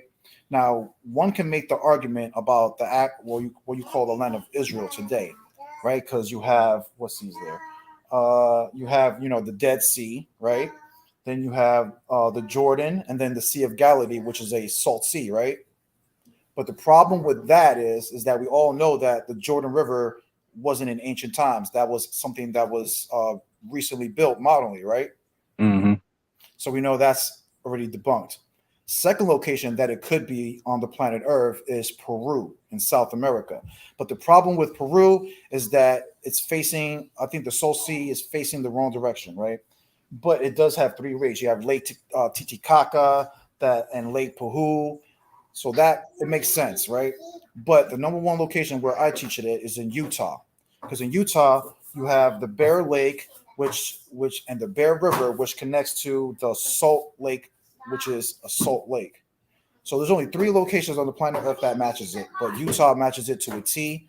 I don't have to over exaggerate. We all know, like you just admitted, that the Jordan was something that was modernly met. It wasn't in ancient times. So I believe that the land that is actually scriptures is actually talk about is in the land of Utah. And I can thoroughly prove that whenever you guys want me to prove that. But I mean, you want me to bring. Could you go to actually go to? Wait, hold on, bro. Wait, because I want to show this. Go to the LXX translation of Zephaniah 3. Yeah, when he's done, I want to go to Ezekiel 47.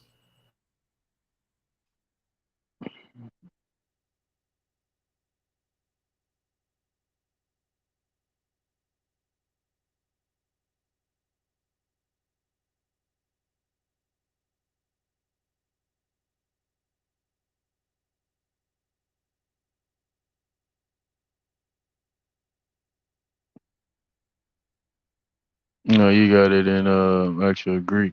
Let me see if I can give you. I'm gonna put a copy. I'm gonna copy my link, and then if you can put it in the I'm gonna send it to you, Jose. I'm gonna copy my link so you can see what I'm looking at. It's in the back chat, so if you pull it up. Okay, you're not. Share it again. I just took the blue letter out. Share it again. I can't share, bro. I'm on my phone. I was saying, I'll put the link in the back chat. If you can pull it in. Oh, you mean like on my phone, like my cell phone? Oh no, if you could like share it. I'm on my cell phone, but I put like the link. Oh, you talking about under the comment board? Okay. Yeah, I put it in the back chat. So you can pull it up.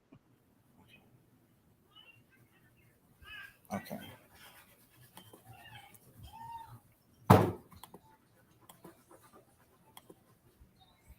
Yo, well, this is a pretty good clean build, Jose. I appreciate that, bro.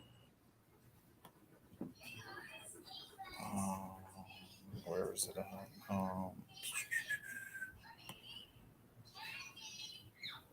Okay, here it is.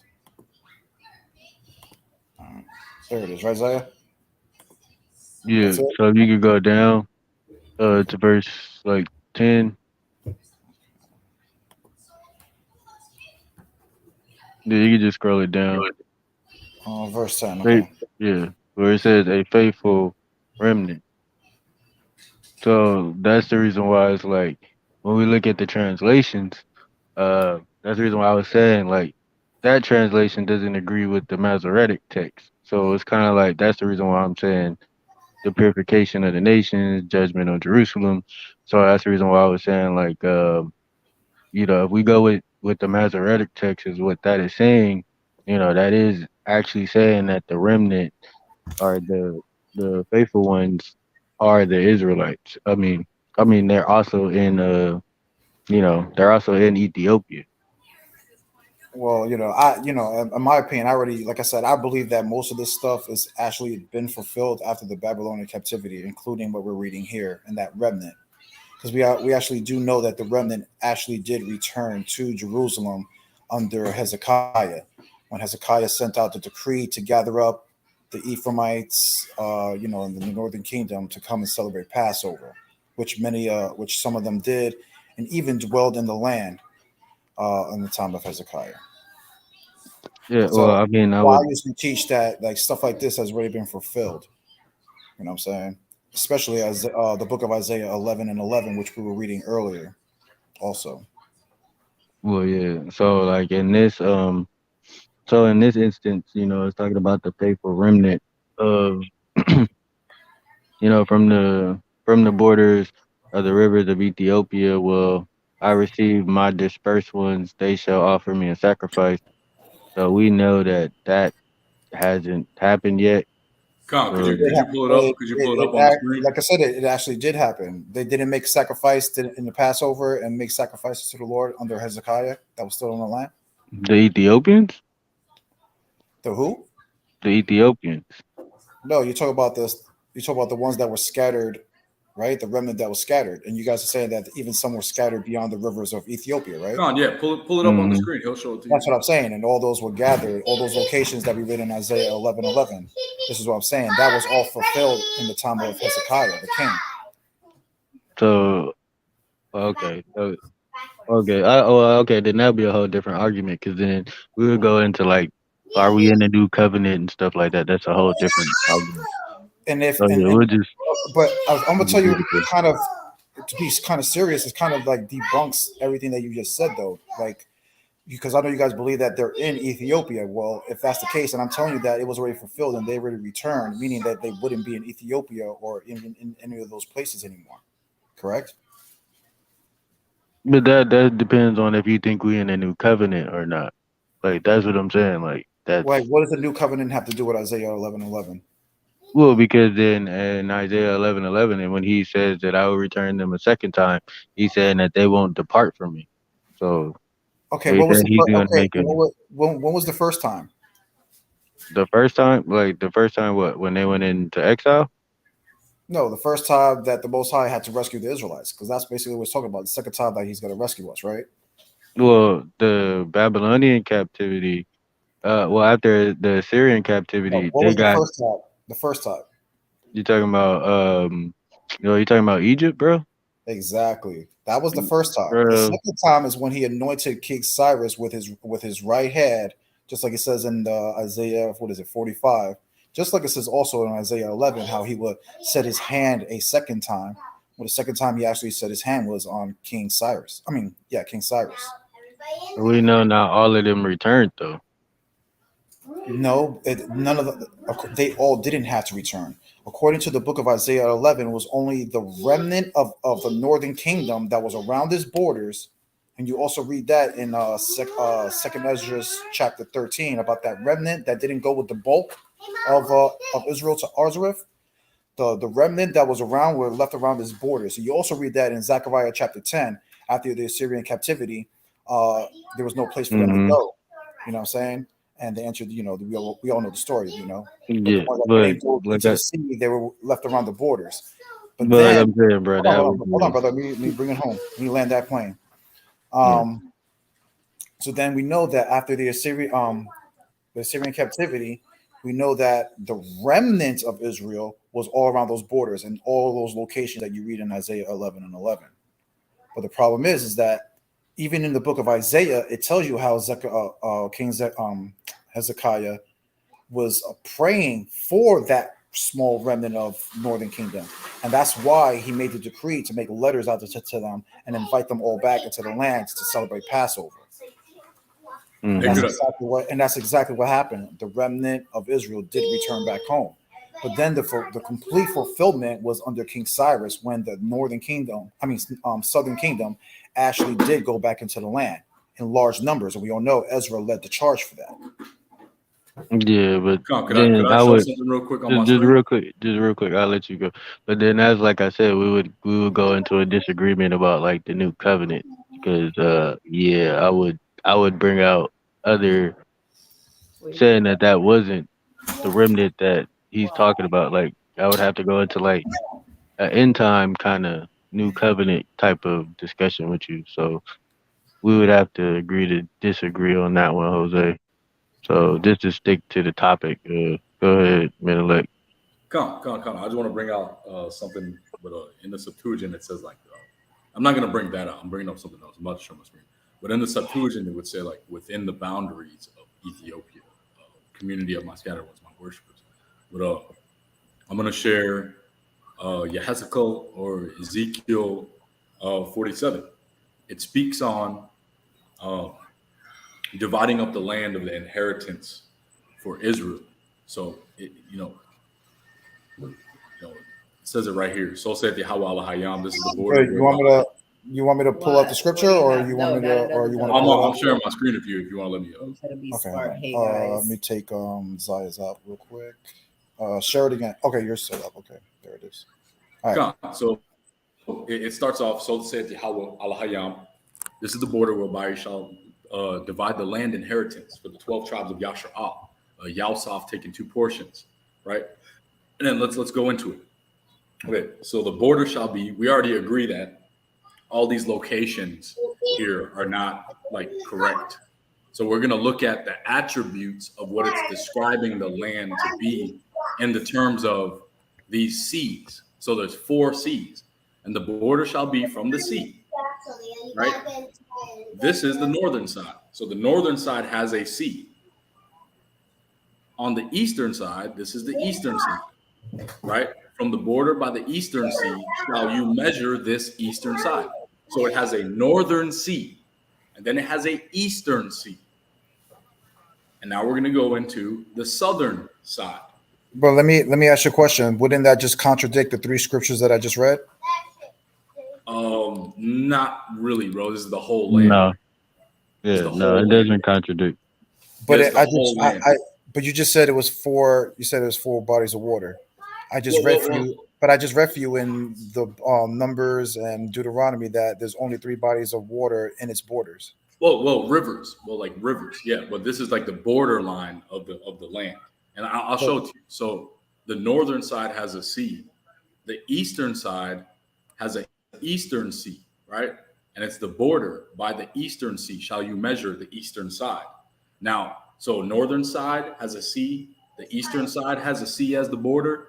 And now it would be the same sea, though, right? Not different. No. I'm about to get into that. The southern side falls into what they would call the Great Sea, or the Yam Wagadal. And then on the western side is also the Great Sea. So you have a northern sea, an eastern sea, and on the southern and the west side, you would have the same exact sea. So when you go into like one of these maps right here, you would see. Hold on. You're not sharing, bro. I know. Hold on. So when you go into this map right here, right, of like America, we know that America has an eastern sea, right? It has hold on. This is like a horrible picture. I'm sorry. So we know that America has an eastern sea, right? And hold on, let me pull up like an appropriate map. Okay, this one should be righteous. Now, the eastern sea would be the Atlantic Ocean, right? The southern sea would be the Gulf of Mexico. The Northern Sea, what is that sea? Then you have the Pacific Ocean on the eastern side. It is not the same exact like body of water, but I just want to pull up one more map and then I'm gonna fall back. So Ethiopia.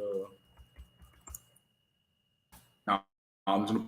So are you saying that the book of Ezekiel 47 right now is talking about a whole continent, not a landmass?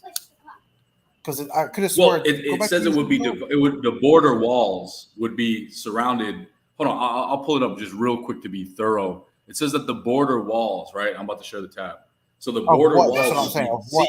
Of a whole continent or just of the land of whole Israel? entire land. Like here it is right here. And you shall divide this land among yourselves according to the tribe of Israel. And this will be what you allot as a heritage for yourself and for the strangers who dwell in your midst. So the northern sea would be the border, the eastern sea would be the border, the southern and the western sea would be the same exact sea. So I showed America, and now I just want to show this real quick, and I'm gonna fall back here. So when we go into this right here, we see what they would call the Ethiopian Ocean. Oh, my bad. You're not sharing that. What we would call the Ethiopian Ocean on the western side and on the southern side. But even on a modern day map of Africa, right, it would still be the same exact sea on the west side as the southern side, and like on the eastern side you have a different river, and on the north you would have what they would call the Mediterranean. But just one more, and I'm gonna fall back, I swear. So like map. So this will be the entire land according to this, because we're talking about the land inheritance having a western sea, the same sea as the southern sea, according to Ezekiel 47, a northern sea that's different, eastern sea that is different. So like even today in a modern like map, the west side would be the same ocean as the southern ocean, would be Atlantic. On the eastern side, it would be Indian Ocean, and on the northern side, it would be Mediterranean Sea. So it would have to be like here in the city of David would be right here, because according to Genesis 2:13, Ethiopia would be surrounded by the Gihon River, which would be the Nile River, like on a actual factual basis. You know what I'm saying? Yeah, and the river goes into the sea, as like the scripture that you brought up. Exactly. But like I appreciate it though, Jose. It's been like a clean build though, man. I appreciate that. No, Jeremiah. Where else does the Mediterranean? Don't worry about Jeremiah. Where else does the Mediterranean touch, bro? Hold on, I got more information. Hold on. And I'm gonna keep proving how it can't be Ethiopia, bro. That is well, I'm just saying the city of David is Ethiopia, according to the it can't be. That's what I'm saying. I'm gonna keep showing you some information. Watch this. Let me get to the scripture real quick.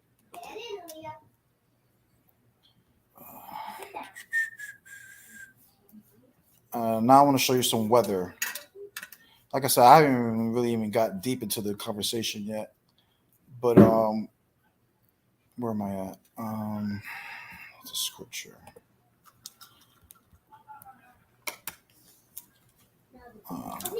Here. Get to the next. This is Proverbs 25, and I'm gonna start at. Well, it's basically talking about, to give people context, is about what you should be asking a king and a king's job, whatever the case may be. But I'm gonna get down to the nitty gritty, right? And it says this. Verse 25 and 12. It says, like an earring of gold and an ornament of fine gold, so is wise reprover to ear of the one who listens. Like the cold of snow in the time of harvest, so is a faithful messenger to those who send him. Now, let me ask you, brothers, this. When it says of the time of harvest, what is it speaking about? Is it talking about first fruits, Day of Atonement, and things of that nature, brothers?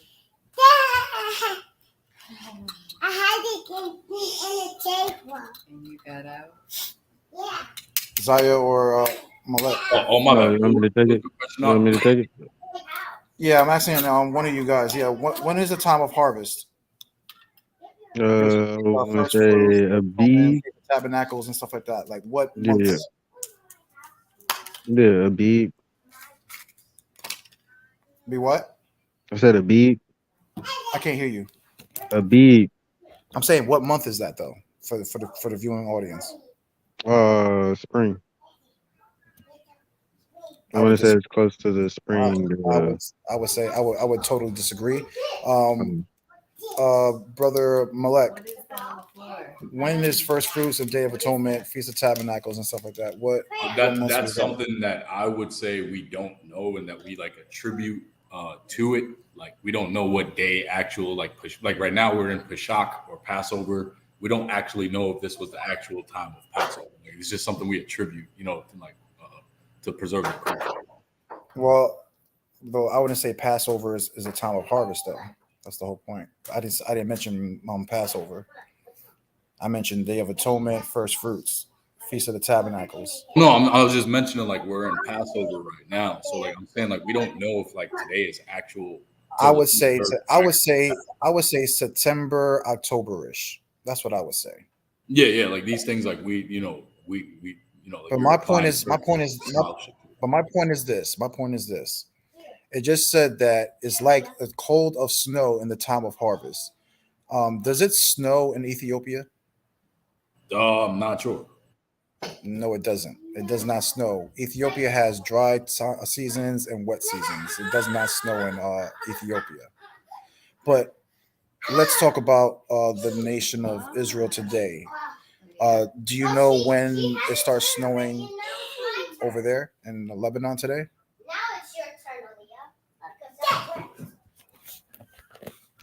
Aaliyah. Nope, it's my turn. No, it's my turn. No, what did you say, bro? Shit, my bad. I was on mute. It actually does like has like snow. Where? I mean, I can pull it. I can share it on my screen real quick. Where? I'm asking you where. Addis Ababa, yonder. Where else? No, like freezing temperatures, snowing. Talk about in Ethiopia. Yeah, it snowed in Ethiopia before. You can even pull it up. Yeah. Hold on, why is it doing this? But there's no like word for like actual like snow. Like, you know what I'm saying? Okay. Let's find out if that's true. Yeah, just like type in like Ethiopia like snow. You got to remember like Ethiopia is like a little bit closer to like the Levant, so it's like the weather. You know what I'm saying? Even though it's close to the equator at some points. No, that's a new. All right, hold on. Yeah, it does say that it does. It does say that it does snow, but it says it's not. That's permanent. crazy. I had no idea. It does not snow in Ethiopia. I'll prove it. Yeah, it says I'm looking at it right here in Britannia.com. I can share the link for you. It says no peak in Ethiopia is permanently snow covered. The largest area of the continuous plateau is the central part of the country, north and northeast of Addis Ababa and the south of the Blue Nile. Okay, I would like to read for people. It says right here. It says it has two climate seasons: the dry and wet season. The wet season runs from March to September. Through it is most precipitous between June and September. It does not snow in Ethiopia. Well, go down. May be seen. It says occasional, so but again, it doesn't suffer from snow. No. Share my screen. Hold on. And again, even if it lightly snows, like you guys are trying to claim, the snow season is not in around September, October time, and around the time of Feast of Tabernacles and things. Well, there's like multiple ways. There's only one location only on the earth where it starts snowing in September and October, and that is in Utah. Well, like, how do we know? It's like, hold on. Okay, There's like go down. Go down. Since you looked it up, go down, Jose. And the same thing that you're looking at. Like, Down. Yeah. I think it's right there. Does Ethiopia have snow in winter? So I can see if it pulls up the same thing that I'm looking at. Well, I mean, like I got it right here on my screen, like where it's. It says the period from December to February can be classified as Ethiopia's winter season, when the overall climate is a little cooler than during the rest of the year. Is Ethiopia? No, that's not what I'm looking at. So you kind of it's cut very, yourself very with part that, of it is point. very, very close to the. Yeah, but that's not what I'm looking at, though. Yeah, share my screen. Yeah, I'm just showing you that, brother. It's not to say Ethiopia is a hot country. It does not snow, and it does not snow. And it does not snow as early as September, October. That's the whole point. Yeah, well, That's what I'm I'm looking saying. at. Like, how do we know? There's two ways to tackle this. Like, number one, like if you share my screen, I'll show you the snow. But and also, like I said, how do we know that it's talking about like snow? And then like how do we know it's like in September or the dates that you're talking about? That's what I'm saying. Like, I'm actually being genuine. Okay, because I'll put like this.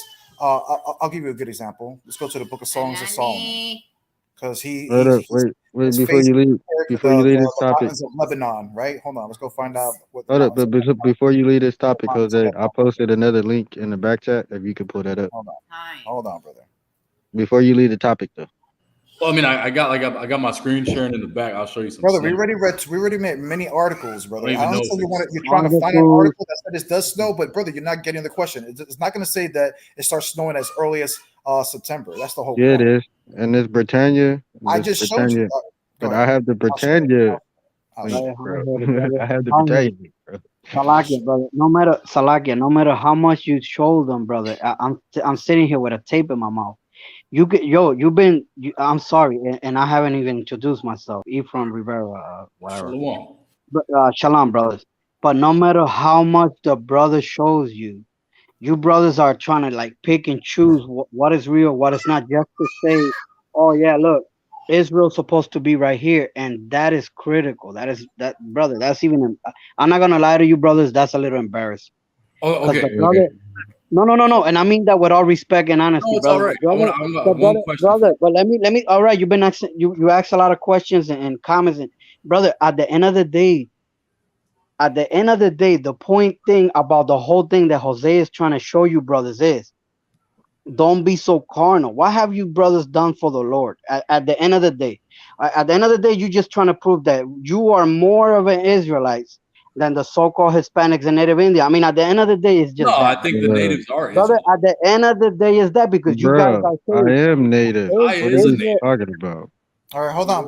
But like I said, you don't even know anything about me, bro. I am native. At the end of the day, but the thing is that, like I said,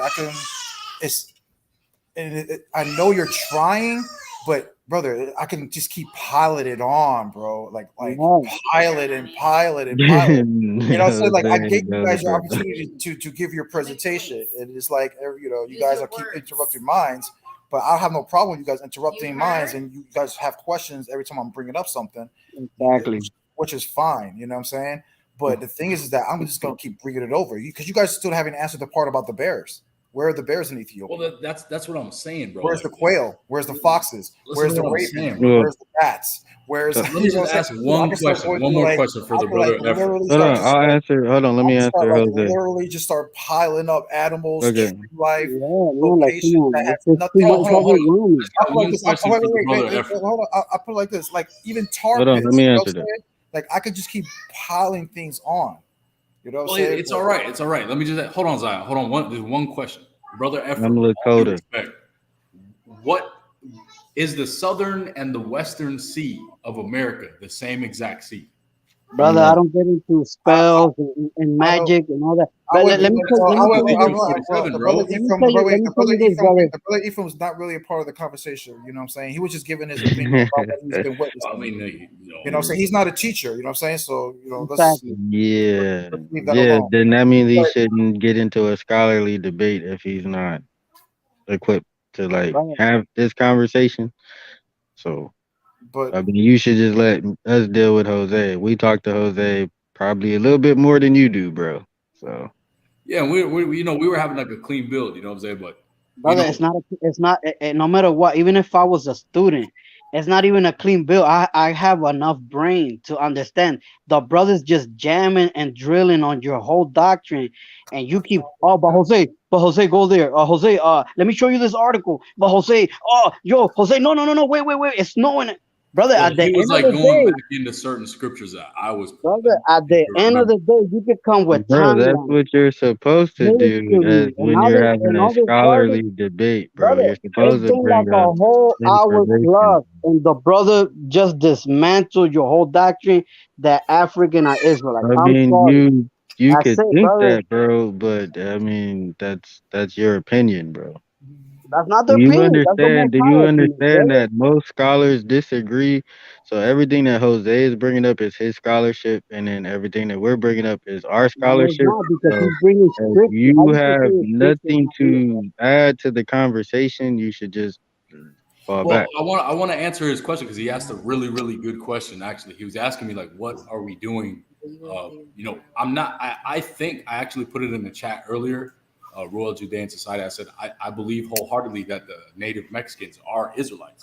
So what I'm trying to tell you is, we could take it a step further with the information we're presenting, and we could show that we have an actual land inheritance as the people in Ethiopia and approved by the United Nations. You see what I'm saying? We could show that we are the only people on earth to have that. And we didn't have like some Buddhist guy give that to us or like some dude off the street. Like, no, we had one of the emperors of Ethiopia that that's a whole nother debate, but he claims to have come from the Solomonic line of 225 kings to give us that land inheritance. He was known as the Lion of Judah. Bro, So we ain't gotta But bring that brother, up, brother, man. Like at the at the end of they at the ain't end of even the gonna day, receive that, at bro. the at the So end of the day, you could bring all of those kings and all that stuff out of your mouth, but brother, at presenting it, you haven't done not even one thing. The brother been jamming it on all bro, of. because we supposed to have a All right, it's debate all right. Don't worry with about it. It's like I Jeremiah, said, like I said, let me just keep doing my bro. presentation. Like I said, I'm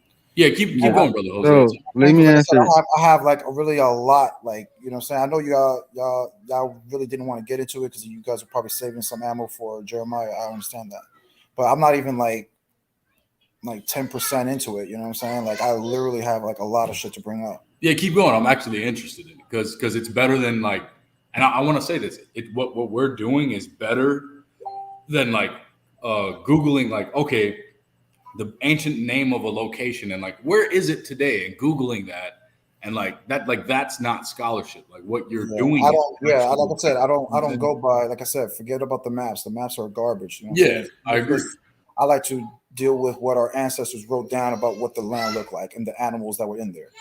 And like I was saying, like why don't I put it like this? If this book was about Africa and stuff like that, why are we reading about animals like foxes, quails, rabbits, ravens, deers, wolves, hawks, bats, bears, palmer worms, canker worms, gazelles, or stuff like that? Like these animals come from the northern eastern hemisphere.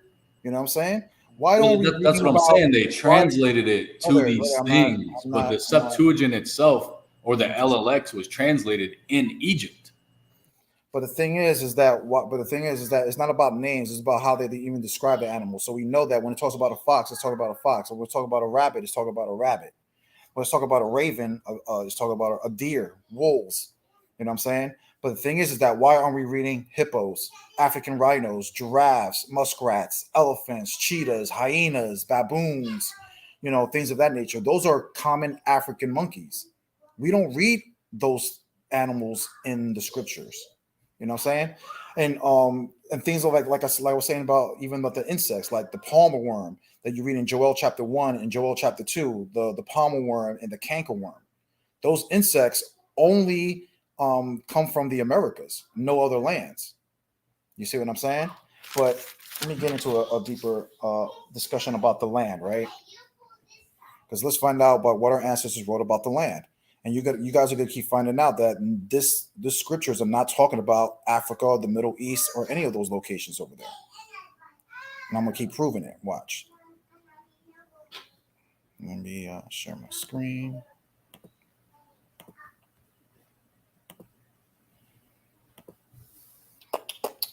We're gonna start in Genesis.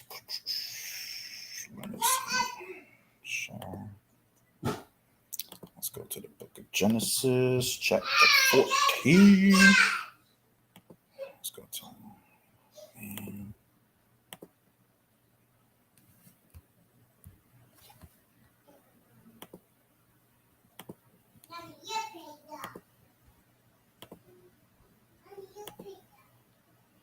This is Genesis 14 and verse 10, right? Yeah. Now, why does the scriptures display the land basically having tar pits or slime pits, what we call tar pits today, right? Basically like a sticky floor, whatever the case may be. I'll break it down when I get to the book of Isaiah. He actually gets into detail, like how it actually feels, whatever. This is Genesis chapter 14, verse 10, and it says, "Now the valley of Siddim was full of tar pits, and when the king of Sodom and Gomorrah fled, some of the men fell into them, and the rest fled to the hills." Now, according to the scripture, it says that some of the people from Sodom and Gomorrah fell into these tar pits, correct? Yeah. Okay. Let me get another translation. Another verse. Let's go to Exodus chapter 2. Let's read 1 through 3. It says, 1 through 3. It says, "Now a man of the tribe of Levi married a Levite woman, and she became pregnant and gave birth to a son. When she saw that he was a fine child, she hid him for 3 months. But when she could hide him no longer, she got a papyrus basket from him and coated it with tar and pitch. Then she placed the child in it and put it among the reeds along the bank of the Nile." Right? And let me get my third witness, Isaiah 34.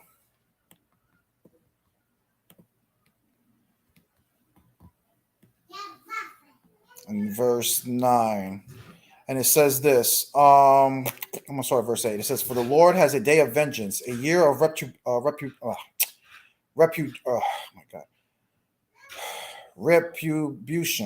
to uphold Zion's cause.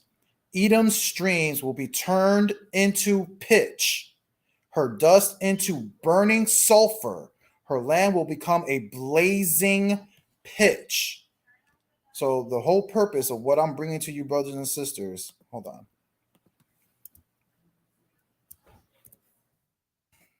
is this, right?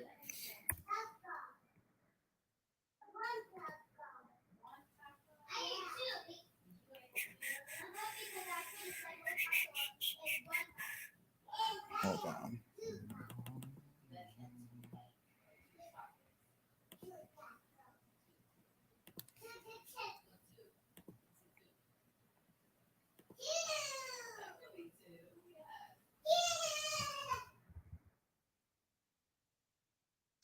Where is it? Hold on.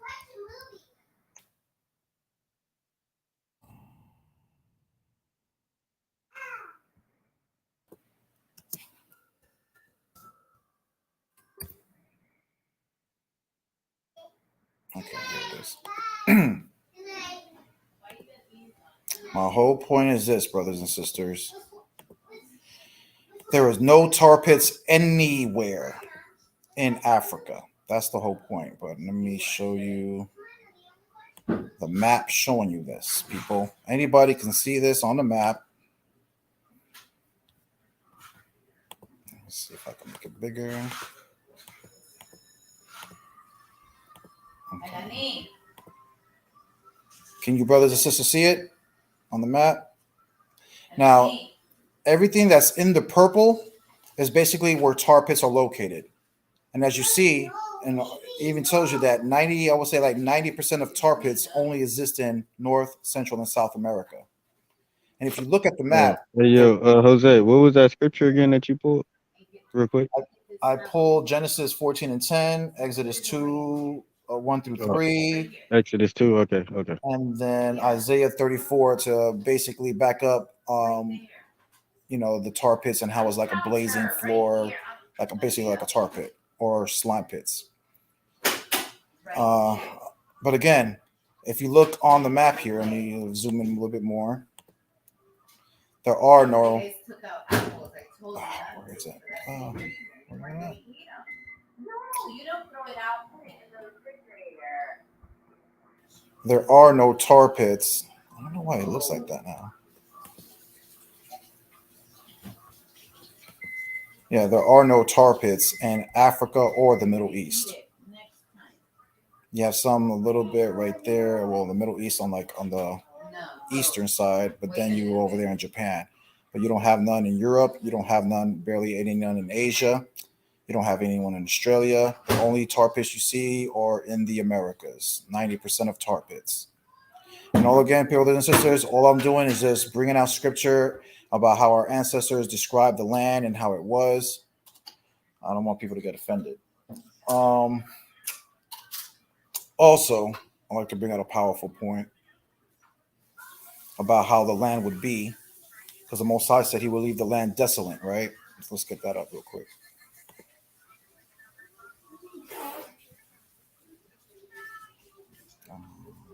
Scripture.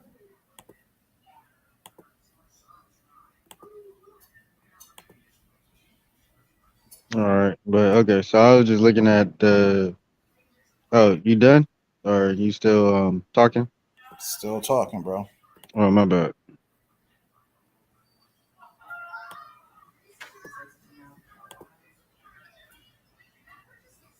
Mm-hmm.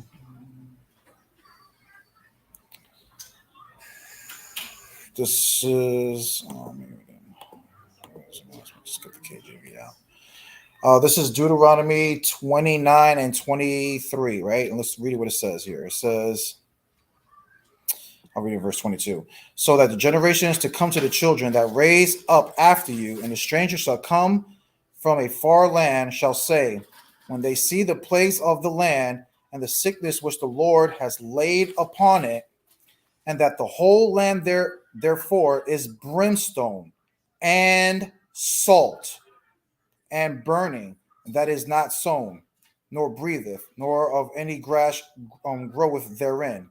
So right now, you guys agree that when it talks about, the land of Israel being desolate and then brimstone, that it's actually talking about like wasted, like a desert?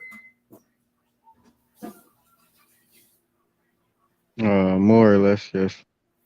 I agree. And okay, what about the salt? What do you mean about the salt? Like it being like sulfur, covered in sulfur? Yes. Do you believe that Uh, when the scripture says that it will be covered in salt also? Oh yeah, I mean, yeah. For the most part, I'll agree with you for now. I just gotta All look right. at it. I'll So I'm double going to check show it. you. Let's look up what land fits the scriptures to a T. And again, you're only going to find one land only that's desert and also has salt on its floor, right? And it's Utah. Let's look it up. Okay. And you brought up Deuteronomy. That was Deuteronomy 29 22, and 29 verse 23. 29. Okay.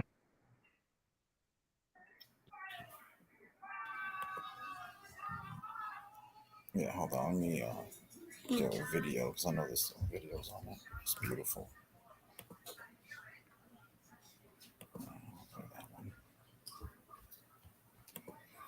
All right, hold on. Let me share it. Disturbed. I said that. You said disturbed. No, I did it. Disturbed. Now, anybody who don't know where this place is at, this is Utah Salt Flatch, right? Let me see if there's a video. Mama. Is still cheap sleeping? Here it is. What? No.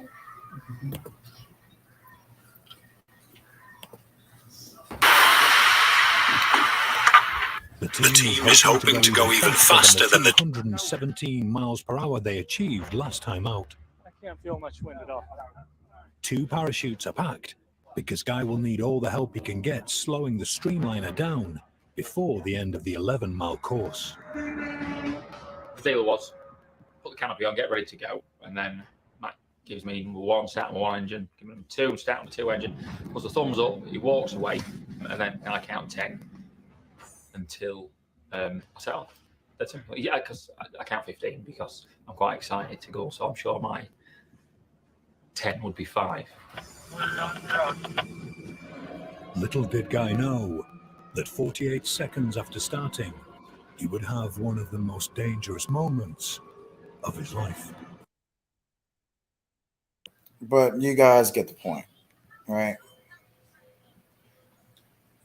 About that. So let me get out of there. Okay. Okay, so can I ask you a quick couple questions then, Jose, if you're done? Yeah, I'm not really done. I was going to bring out one more point, and then after that, Oh, okay.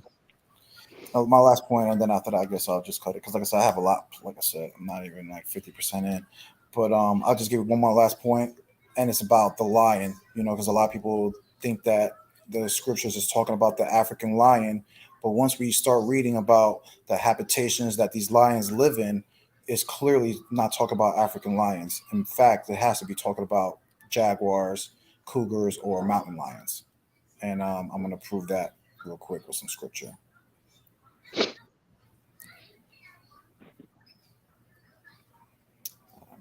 Share it.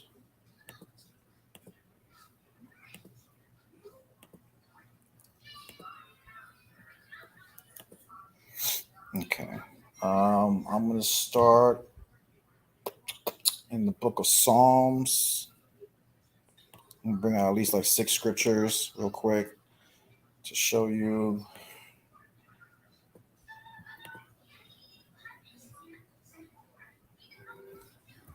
This is Psalms 10, and I'm going to start at verse 9. He says, matter of fact, verse 8.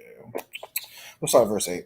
This is Psalms 10 and 8. It says, "And he sitteth in the lurking places of the villages, and in the secret places doth he murder the innocent. His eyes are privily set against the poor. He lieth in wait secretly, as a lion in his den. He lieth in wait to catch the poor. He does not catch the poor when he draweth into his net." Now, the point is that it says that this lion is basically coming from his den. Now, we all know that a den can mean like a cave or something like that nature. African lions don't live in caves and have dens. They're usually laying under like shady trees and things of that nature, right? That's usually how lions over there dress or dwell, right? Let me get more details. Like I said, that's one. Let me get to Songs of Solomon 4 and 8.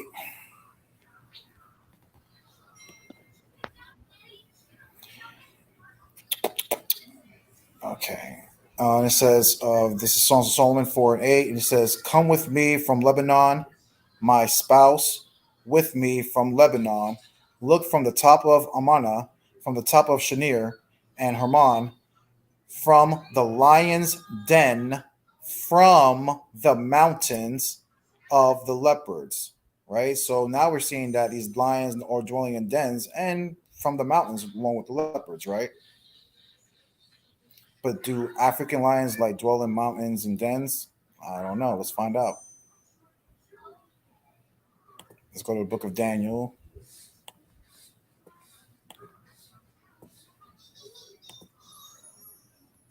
Chapter 6.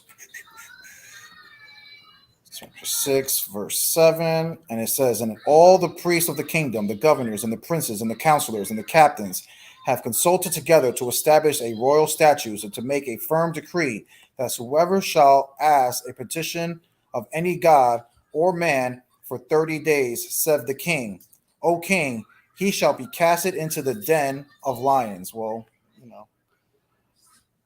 but let's find out a little bit more about where he dwells, right? About where these lions are dwelling. Are they in the desert, under shady trees, or a forest? Let's go find out what scripture says. This is Jeremiah 5 and 6. It says, "Wherefore a lion out of the forest shall slay them, and a wolf." Wait a minute. And a wolf? Why are lions and wolves dwelling together in Africa? First of all, I don't see, like I said again, there's no African lions that dwell in forests that be chilling with a bunch of wolves and stuff like that, bro. But let me get another book from Jeremiah.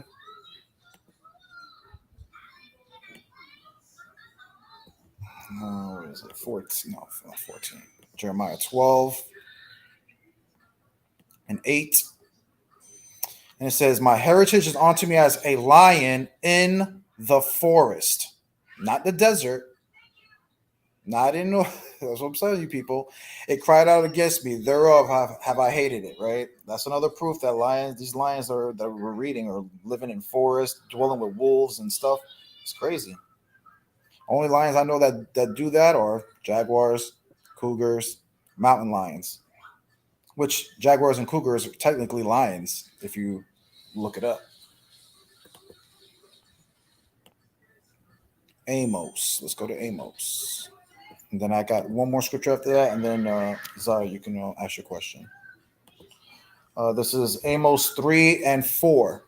And it says, "Will a lion roar in the forest when he have no prey? Will a young lion cry out of his..." Again, in fact, let's even look up what that word "den" means. Right.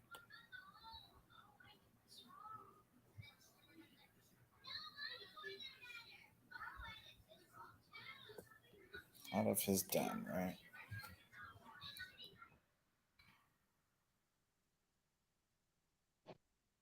A den, a place, a dwelling place, right? Den, a refuge, a den, a lair of animals.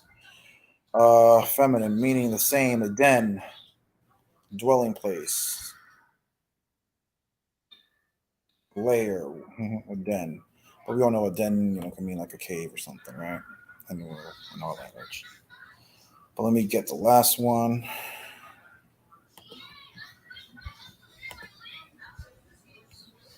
Did I read it?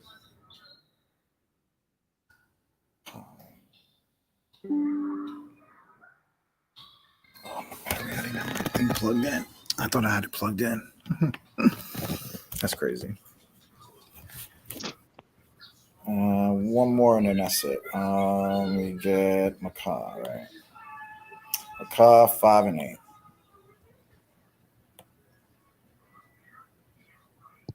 It says, "And the remnant of Jacob shall be among the Gentiles, and in the midst of many people, as a lion among the beasts of the forest, as a young lion among the flocks of the sheep, or who will go down, both trodden down and tear into pieces, no one can deliver."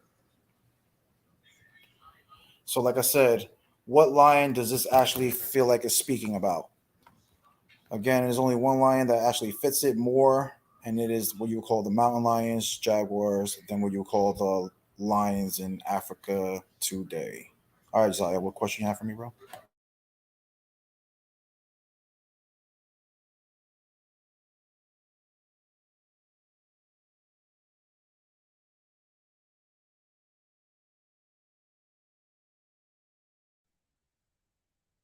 Okay. You done, Jose? Yeah, that's what I said. You can ask your question. Oh, okay. So, okay. So I was looking at some of the verses that you were talking about. So I guess the first one where you were talking about like the salt and stuff like that. Is it actually when it says that in the NIV, is it actually talking about like salt, like salt that you would use like to flavor something or to like preserve something, or is it actually talking about like the same stuff that you would make bricks with, like mortar? Because what I'm looking at in the language, it looks like it's talking about like what you would make a brick with. So we know for a fact that that was that was actually done there. Uh, and the other one, yeah, okay, yeah, it's compared in the Brown's Driver's Dictionary to like how you would make a brick. So that's one thing I don't just particularly look at definitions. Um, you know, I actually go into the driver's dictionary to actually confirm like my actual thought process of why, like, what I'm saying. So like even with the salt, you know, it's like produced in marshes or reservoir purpose. And then it would go into like, so if you were to compare it to like Ezekiel 47 or in 11, that would be like a pillar of salt. So what this is talking about is like it kind of made it into like a marsh land, not like a salt, like salt. Like so when you go into the Brown Driver Dictionary, it kind of gives you like the You comparatives said of you what said verse. Browns. Yeah. All right, I'm gonna pull it up because you know you said some interesting things, but again, when you go to in the nets, all this translation, the word there is still salt. But right now, I'm into the definition right now here, Yeah, come. and So go down. and again, according we read it all. Um, this is from the KJV translation Strong's. It just means salt, and it's used 27 times, and it only used as salt pits only one time. Under the outline biblical usage, just means salt.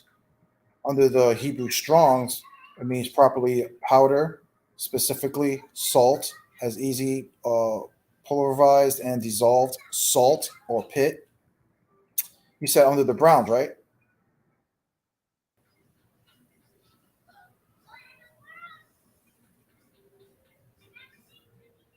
All right. Under the Brown Briggs lexicon, it just means salt.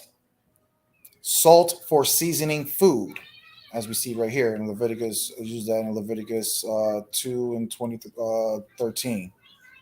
When it says, every oblation of thy meat offering shall thou season with salt. So it actually can mean salt, like the way I just broke it down. But yeah, but keep going down. You'll see the verse. Okay, I'll keep You'll going. see the verse that you brought out. Okay, offering. Ezekiel, the Numbers, Chronicles. It says, use in purifying water.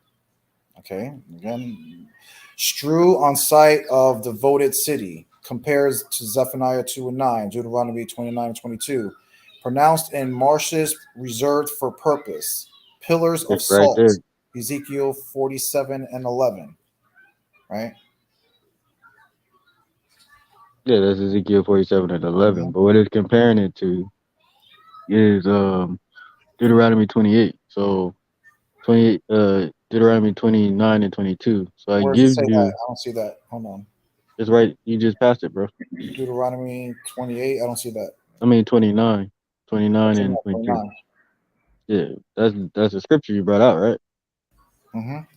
So yeah, that's what it's actually referring to. And then Ezekiel 47 and 11 is compared to a pillar of salt.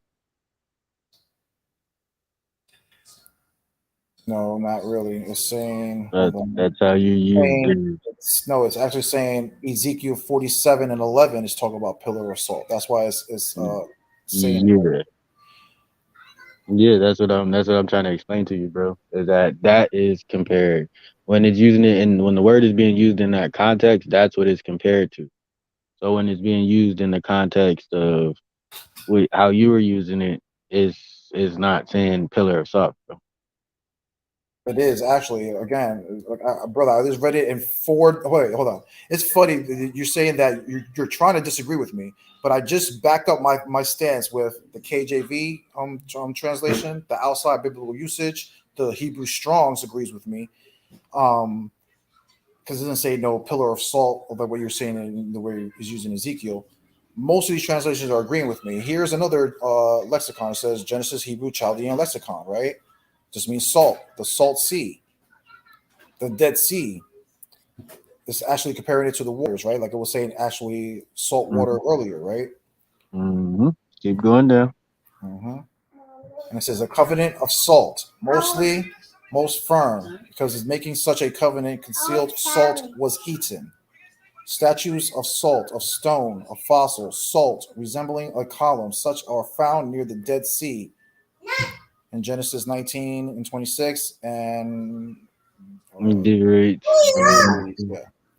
Yeah, but see, that's the whole thing. Let me see. Hold on, wait, bro. Deuteronomy 3. So it actually can mean salt, and it's like I said, there's more translation that actually backs it up. Yeah, And the but it actual gives you the translation verses. itself just says what it says, you know. But it gives you the verses that is comparing that actual salt. So, but the salt that you're saying that it is what? What I'm saying is what you would find in like marshes. So what it's saying And is what? that it became like a wasteland, like a marsh. No, I'm saying, but what is that salt though? What is it? Like we said, is it what? No, what I'm saying is it's compared to like a marshland, bro. What is that? What's a marshland? What's that? It's kind of like a, like almost like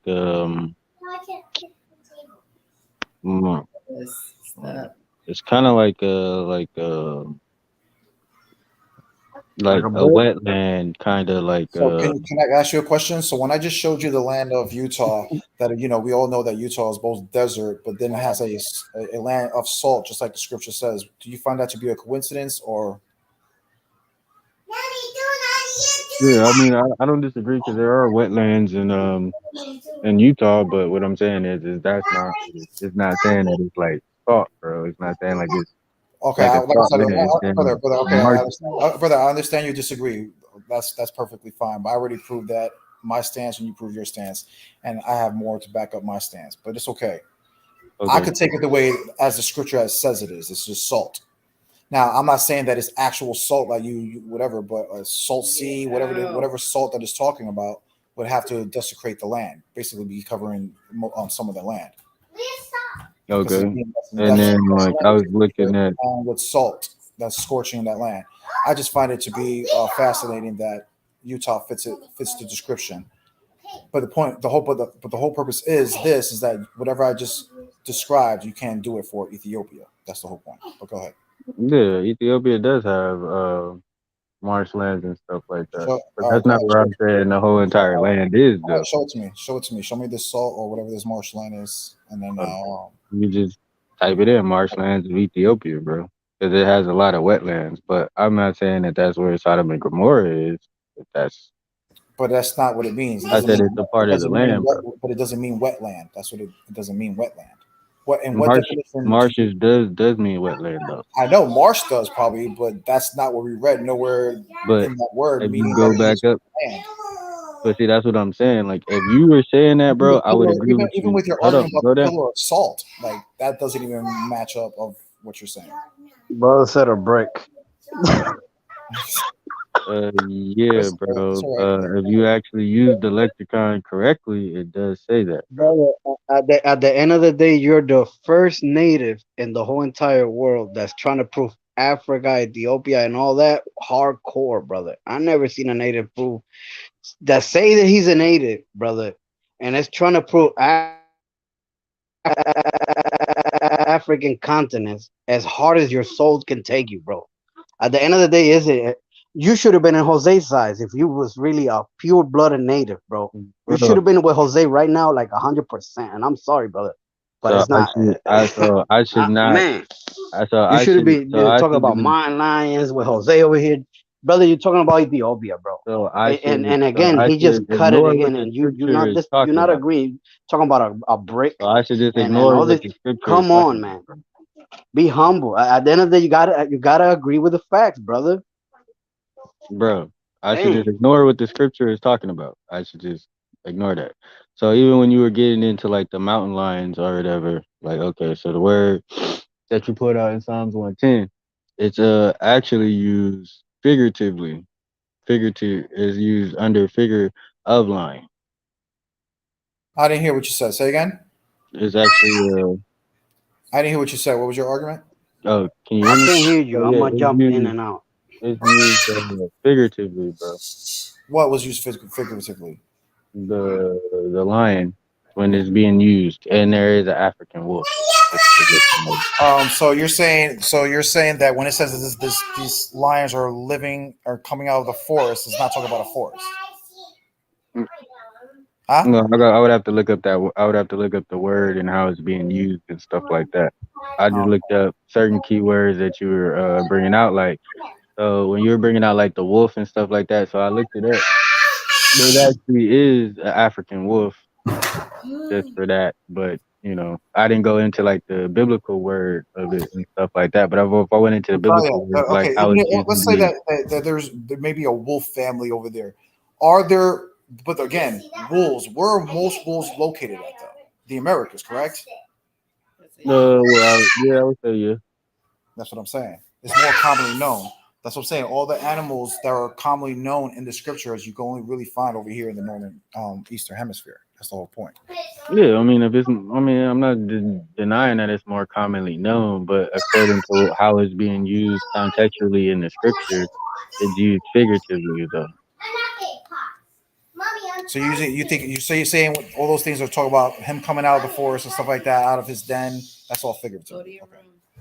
Well, I'm But saying that it's an analogy being used. why? But why? But why? Give me the figurative meaning of it. What would be the purpose of him coming out of the forest with the wolves and stuff like that? Like, what would be the purpose of that? Well, when you look at writers' perspective and how the writers translated the text and stuff like that, like we know for a fact, like certain words aren't just there. So, not saying like they used a lot of well, I am saying that they used a lot of poetic language, per se. So, you know, and then just to answer the brother, like, yeah, we do have to take in writers' perspective into this because you also got to understand too before the Bronze Age, there was a lot of trade going on with the Phoenicians. So this is why you see certain animals, I guess you would say, in the Middle East and in Africa that aren't indigenous to there. Like you have foxes and stuff like that there in Africa. That's not a.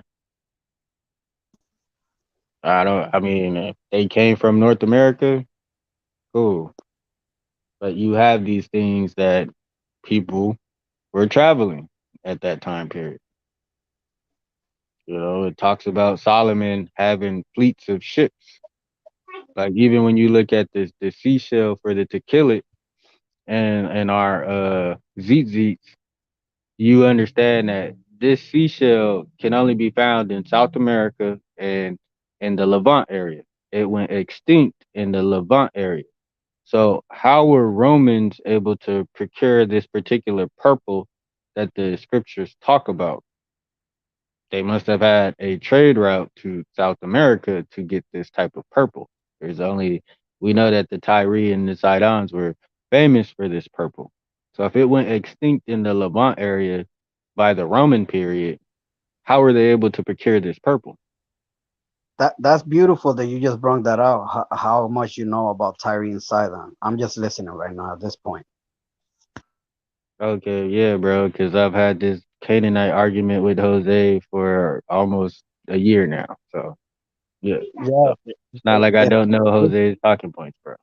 it's beautiful. No, it's you didn't get it. Jose. I know Jose got it. I just said it's beautiful how much you know about the Tyre and Sidon, but it's just me. I'm just listening. Yeah, I know what you're trying to say, bro. You're trying to say I'm a Canaanite, which I'm not, bro. Yahweh gave me my name. It means he who fears Yah or he who trembles before Yah. So, I get off, bro.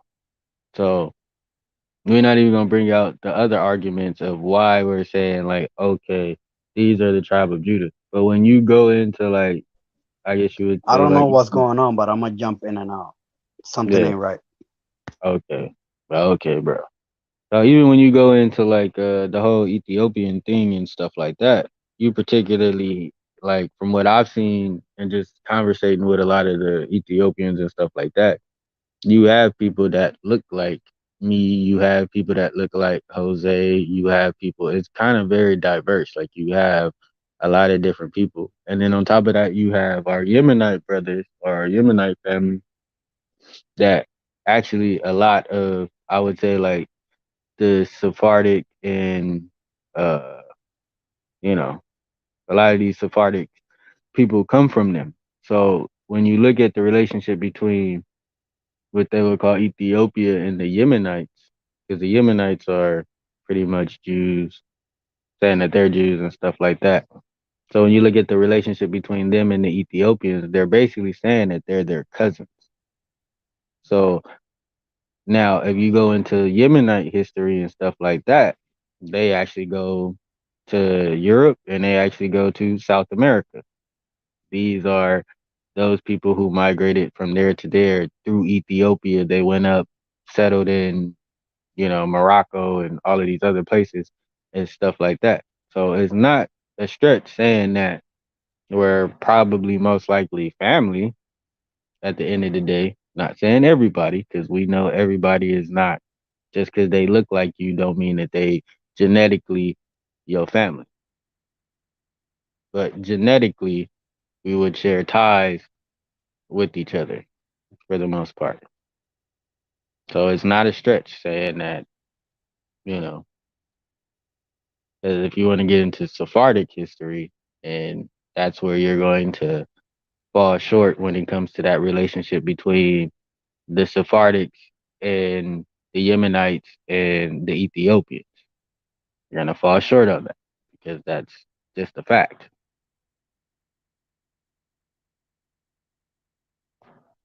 What's good, Elect, man? You haven't said a word in a minute, bro. What's good? Oh, because Elect is probably dealing with the kids. Oh. Yeah, but if you want, Zaya, man, you should check out my 2 classes I did on this specific topic, bro. I get into a lot of details and stuff. So if you're curious, learning a little bit more. Yeah, but yeah, I'll check them out, bro, so that can have a better dialogue with you on that. When I look at your videos But and see what you let me said. ask you a question, though. But you know that I did make some beautiful points today, right? Like you have to admit, especially about the bear argument. There are no bears in Ethiopia or anywhere in South Africa or Central Africa whatsoever. I believe there was once a specific type of bear, but it came from like Europe and then to like North Africa somewhere, but it's no longer there, right? But the whole point is that there are no bears anywhere in Africa. Like, how would you like explain things of that nature?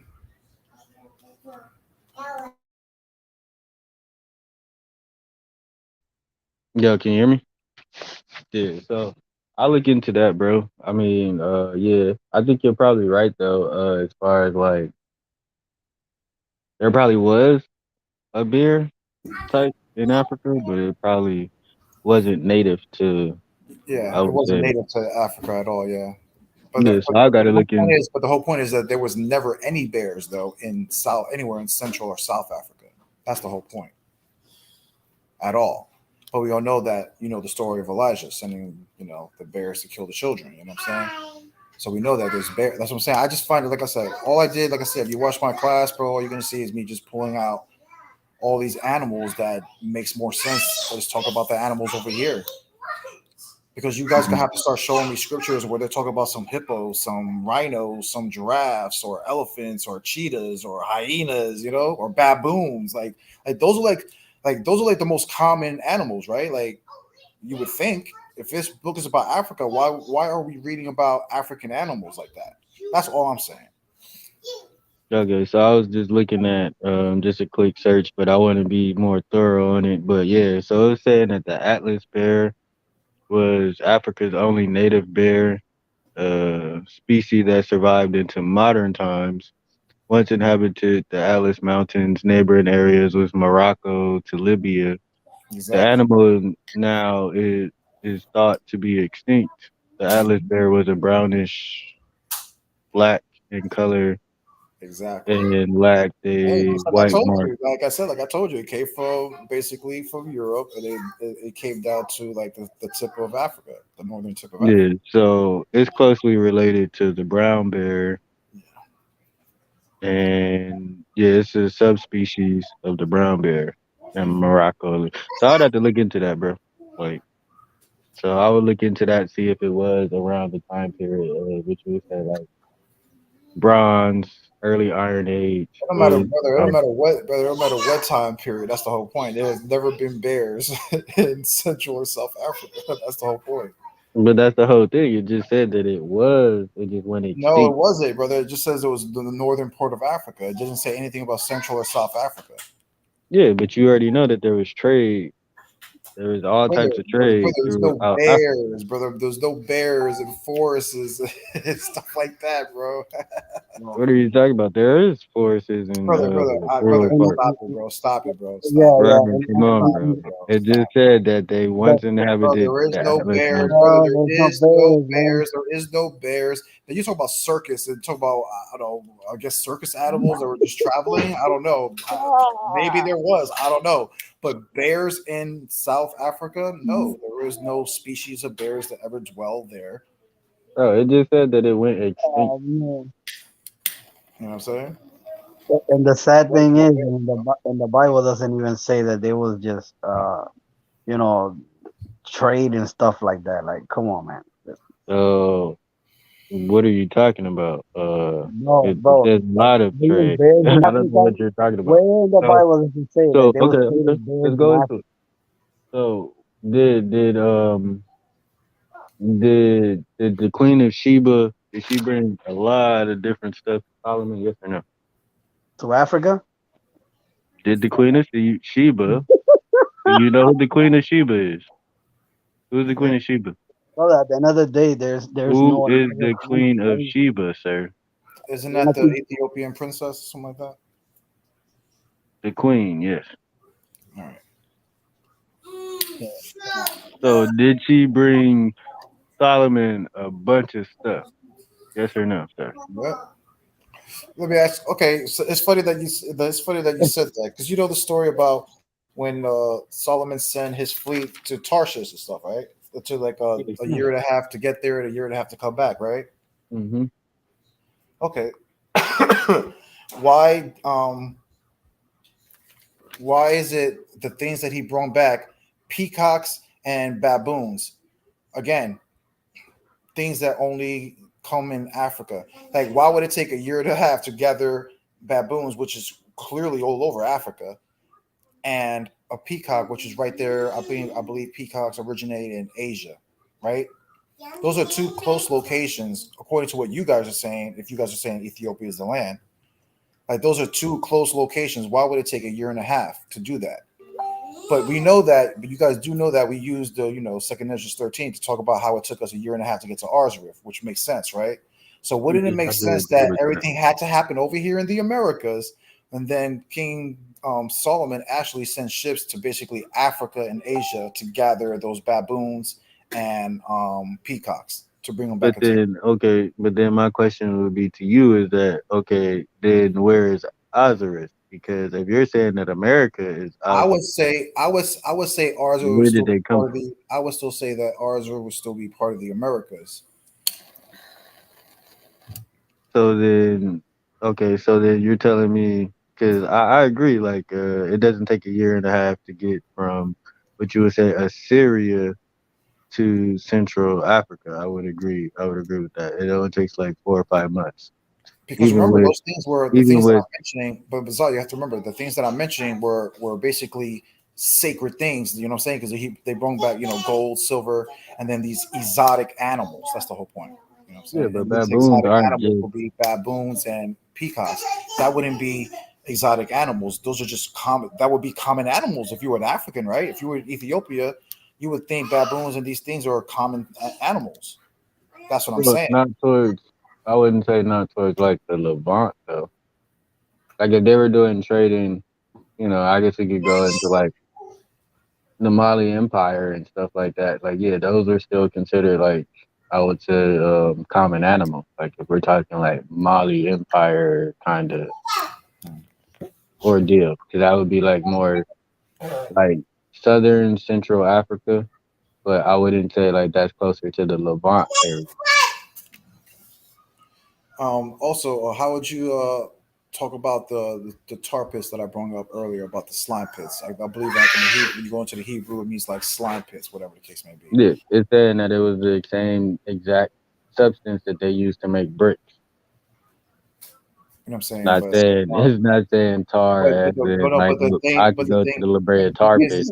But the thing is that Isaiah describes it though. Remember, it says like the floor is like a melty like tar pit. Like the floor is like scorched to the point. Just like if you ever been in a hot summer and you're stepping on like pavement on the ground, sometimes it might be sticky because it's so hot. Like in Arizona, it happens a lot. You know what I'm saying? Like the roads end up being so sticky from the heat, right? That would be from tar, right? That's basically what it's basically describing, like a sticky floor. Because remember, it said they got stuck to the floor type shit ordeal. Yeah, but the way now we're talking. Because remember, like I said, I'm not. At the end of the day, you're doing exactly what I said. I told the brother elect, you guys want to play word games, and I'm saying, well, let's forget about these word games and these words and what they mean, and about these maps and what these maps mean. But let's just talk about what they're describing, how this floor is. You know what I'm saying? How their land is, and what Isaiah is describing is only described as what you would call a tar pit. What we call tar pits today. Yeah, what Isaiah is describing also is like what I would say late Iron Age kind of almost like medieval tactics, which actually existed in the Levant at this time period. So yeah, but when I'm talking about the word that's being used in the Genesis that you brought out, that yeah, bro, it's actually saying the same type of material that they use to make bricks. It's not like tar pits probably wouldn't Okay, have been in infamous. order to make bricks for what? To build a wall, right? Yeah, come on. No, but it's not talking about bricks. That's the whole point. You're being I kind know of it's not talking actually about talking bricks. about what is being used to hold those bricks together, right? Yeah. Which would be a sticky tar substance, right? Okay, so are you trying to say that Nimrod couldn't make bricks? No, what I'm saying is that, well, in order for his bricks to stick together to build these walls, he needed a thing called like a tar, or what we call slime pits, to make these bricks stick together for this wall. Yeah, mortar. Basically how you build a wall today. We use like, what is that Mortar. thing? Cement, whatever. They use Mortar. like a cement, huh? Mortar. It would have been mortar Or whatever it's in that called. Yeah, time period. like Yeah. a substance, basically a substance to keep the bricks in place. You know what I'm saying? Yeah, That's basically what it's being used for. Just like I read earlier when I brought up, what was it? What was it, Exodus, where it talks about the basket that was made to keep Moses in the basket, how it was like weaved together with some kind of wood, but then mixed with like this tar. That's what I'm saying, like a sticky substance to hold this thing together. So, like I said, that's mortar is the basically what odor. it is, bro. Tar is tar. You know what I'm saying? I wouldn't particularly. But the whole point is that that's just what the ground was like. You know what I'm saying? And again, the way that is describing the ground is what you was described today as tar pits. There's no getting around that. And Yeah, like I but said, I'm this gonna show was, you on the map, there is no tar pits nowhere in Africa or the Middle East where they claim Lebanon is. bro. But you gotta understand, the Syrians and Babylonians had access to this technology in that time period. This What was not a technology? common What technology? But brother tar Jose, to make tar, bro. Like But I showed you. about But brother I Logan. showed you. this is what they would. This is what I they know, but use. I showed you on the map where you have tar pits. You have tar pits, in would you say the eastern side of the Middle East, going into Asia. That's where you start seeing a tar pit again. But you don't see any tar pits in Asia or Australia. You know what I'm saying? But again, so if the scriptures talk about these lands having this type of stuff on their land, I'm just proving that it can't be talking about it. That's all I'm saying. And it makes more sense to just talk about the Americas, because the Americas, 90% of the tar pits are in the Americas, especially California and the West Coast area. Yeah, I know. I stay right by it. That's what I'm saying. You should. There you go. You know what a tar pit is, brother. You know. Yeah, but what I'm saying is, it's not describing that. You know, you feel like the scriptures is not describing what you would say a tar pit is. Yeah, it's not actually describing that as far as like what is being used to hold the bricks together, because mortar can be made out of straw and what is it? It's straw and I think mud. If I'm not mistaken, it's straw and mud. They can yeah. But what I'm saying, in Isaiah's time period, bro, tar would have been accessible for war tactics. Though. This is what I'm saying.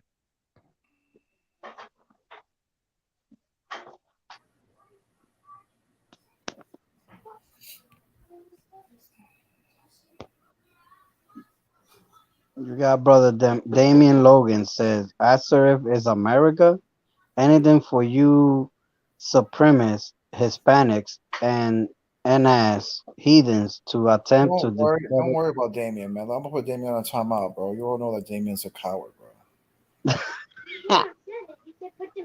know what I'm saying? Cowards get no love over here, bro. But again, This is Isaiah 34. let's read it. Isaiah 34. It All right, says, let "And the me go streams into therefore shall Isaiah be 34. turned into pitch, right? And the dust thereof into brimstone." Just like we read about the land of Israel being destroyed, right? By fire and brimstone, correct? Yep. And the land therefore shall become a burning pitch. What does that mean? Let me go into it, bro. Let me look at it. All right. So you Isaiah 34 and what again? Because I can't see the screen. 34 and 9. 34 and 9. Burning. Okay, so I guess I'll go through it. Shall Burn, be turned away, into a kindle, pit. British, eaten, set, burn up, eat up, feed, beaten, hook, wasted. Outline biblical usage: to burn, consume, kindle, be kindled. Well, right now I'm on pitch. So pitch is used. Yeah, no, I'm on Kindling. burning. I'm on burning, and then I'm gonna go to Oh, pitch. you want to go to burning? Okay. Yeah, I'm on Let me burning go. first. The burning pitch, right? Okay. To begin to burn, to be kindled, to start burning, to burn, be burned, to burn, to consume. Jehovah's wrath, human wrath, to kindle, to burn, consume, remove, to kindle, to burn up, to be stupid, brutish, barbarous, to be stupid. I guess it means like emotional, right? To be stupid, dull-hearted, to feed, gaze, to cause to be grazed over. Under the Hebrew definition, primitive root, to kindle, consume by fire or by eating, to become brutish, be brutal. It's Isaiah 34? Yeah, 34 and 9? yeah. I'm Okay. on burning right now. Yeah. Take away, burn, eat up, cause to heat, kindle, fire, waste.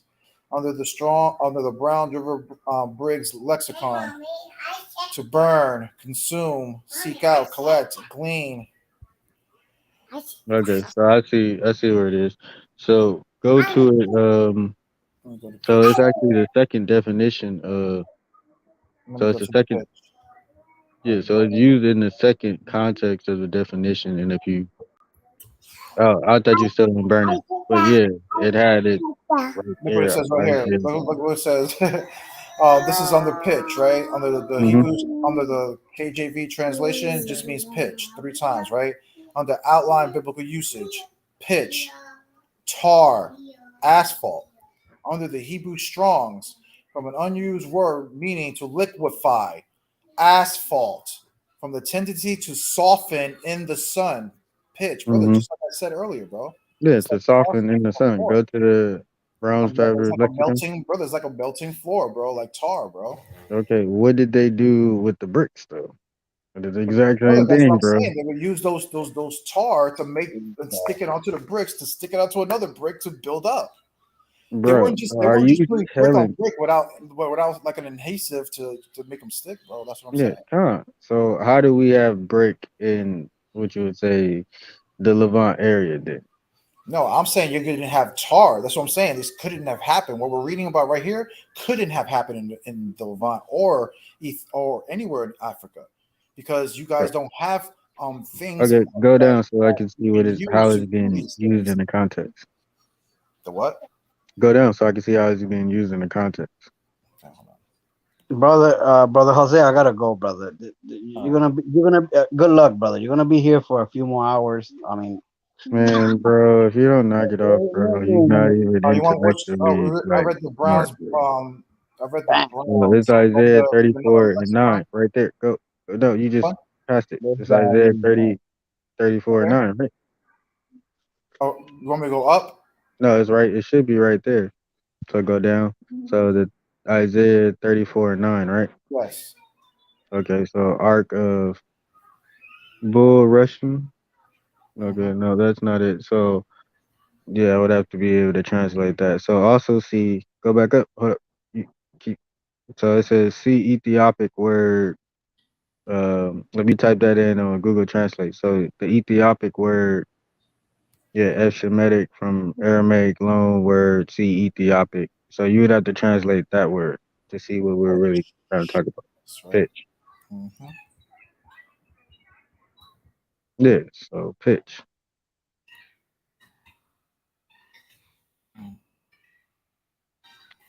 All right. This is from the Hebrew Chaldean lexicon. It means pitch from Aram, but also from the root which see. In the thesaurus, this word is referred to as having an idea of liquefaction or dropping. So everybody, that's why I say you have to translate the Ethiopic word for it.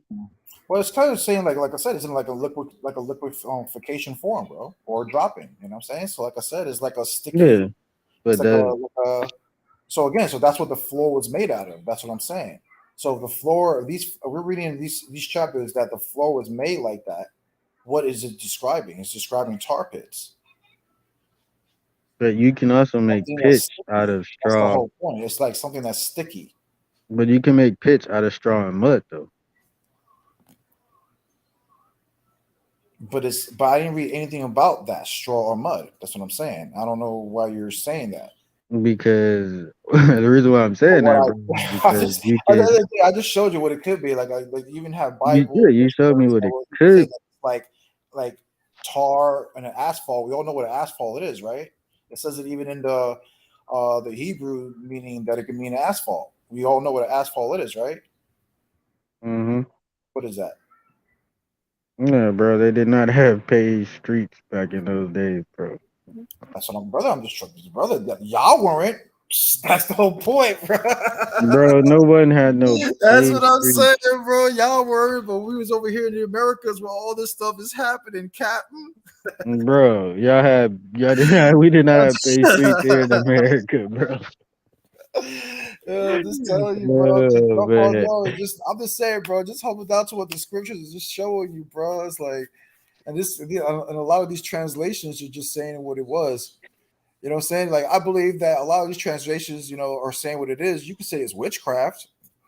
If if I was you, that would be my argument, man. Fuck the KJV, fuck the NIV, fuck the NSAB, fuck the Nets. You know what I'm saying? They over here preaching witchcraft, bro. Over here, Vega over here saying that shit, all this shit's in America, bro. Nah, you already know. I mean, like I said, we reason together, bro. I don't do that with you, bro. Like you ain't no enemy in my eyes. You feel me? Like, that's why I like having like conversations with you, because at least we'll, learn something new, or we'll study, and then it'll just like then we'll go back and then reconvene, and then you'll study some stuff, and then I get to study some stuff. So it's just iron sharpen iron,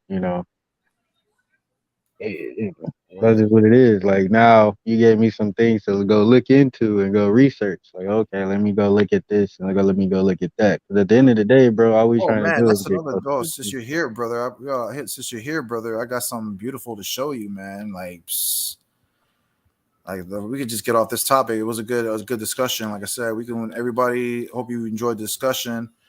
You can rewind the tape, watch it over. Brothers who missed out. But yeah, you can go watch it again.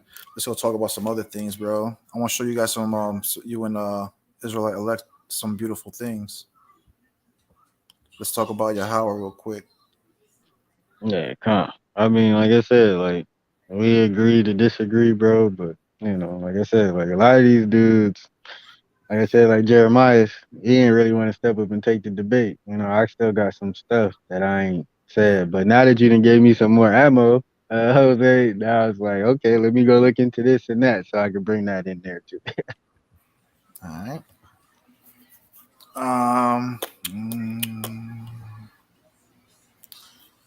Where is it?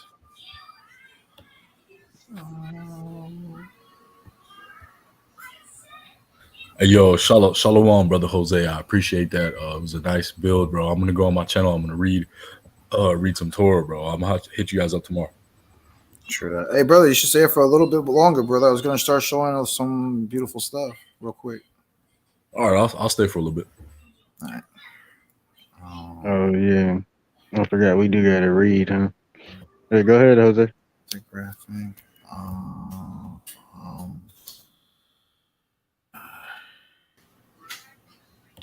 All right, I'll just bring it out. Fuck it. No needs their ice cream. Right. So you guys heard of pictographic Hebrew, right? Oh yeah, what they would call like the paleo. Yeah. Well, it's like it predates the paleo. Actually, the oldest version of Hebrew was the Old Negev, bro. And bro, you know that there's Old Negev writings in the Americas, bro. That's crazy, bro. Writing that goes back like 1500 BC area. Yeah, I wouldn't doubt it though, but we also like when you look into like what that is, it's also kind of like what the Carthaginians was using. So if you look into like the Punic language and stuff like that, it's very close to the Punic language of the Carthaginians. True that. All right, y'all can see the screen. Is it up? Yeah, okay. come. All right, let me make it bigger for everybody to read.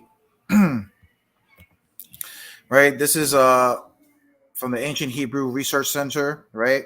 The Hebrew alphabet chart by Jeff A. Beener. And if you guys can see, I don't know if it's big enough. You guys can see it. Let me see. Yeah, we see it.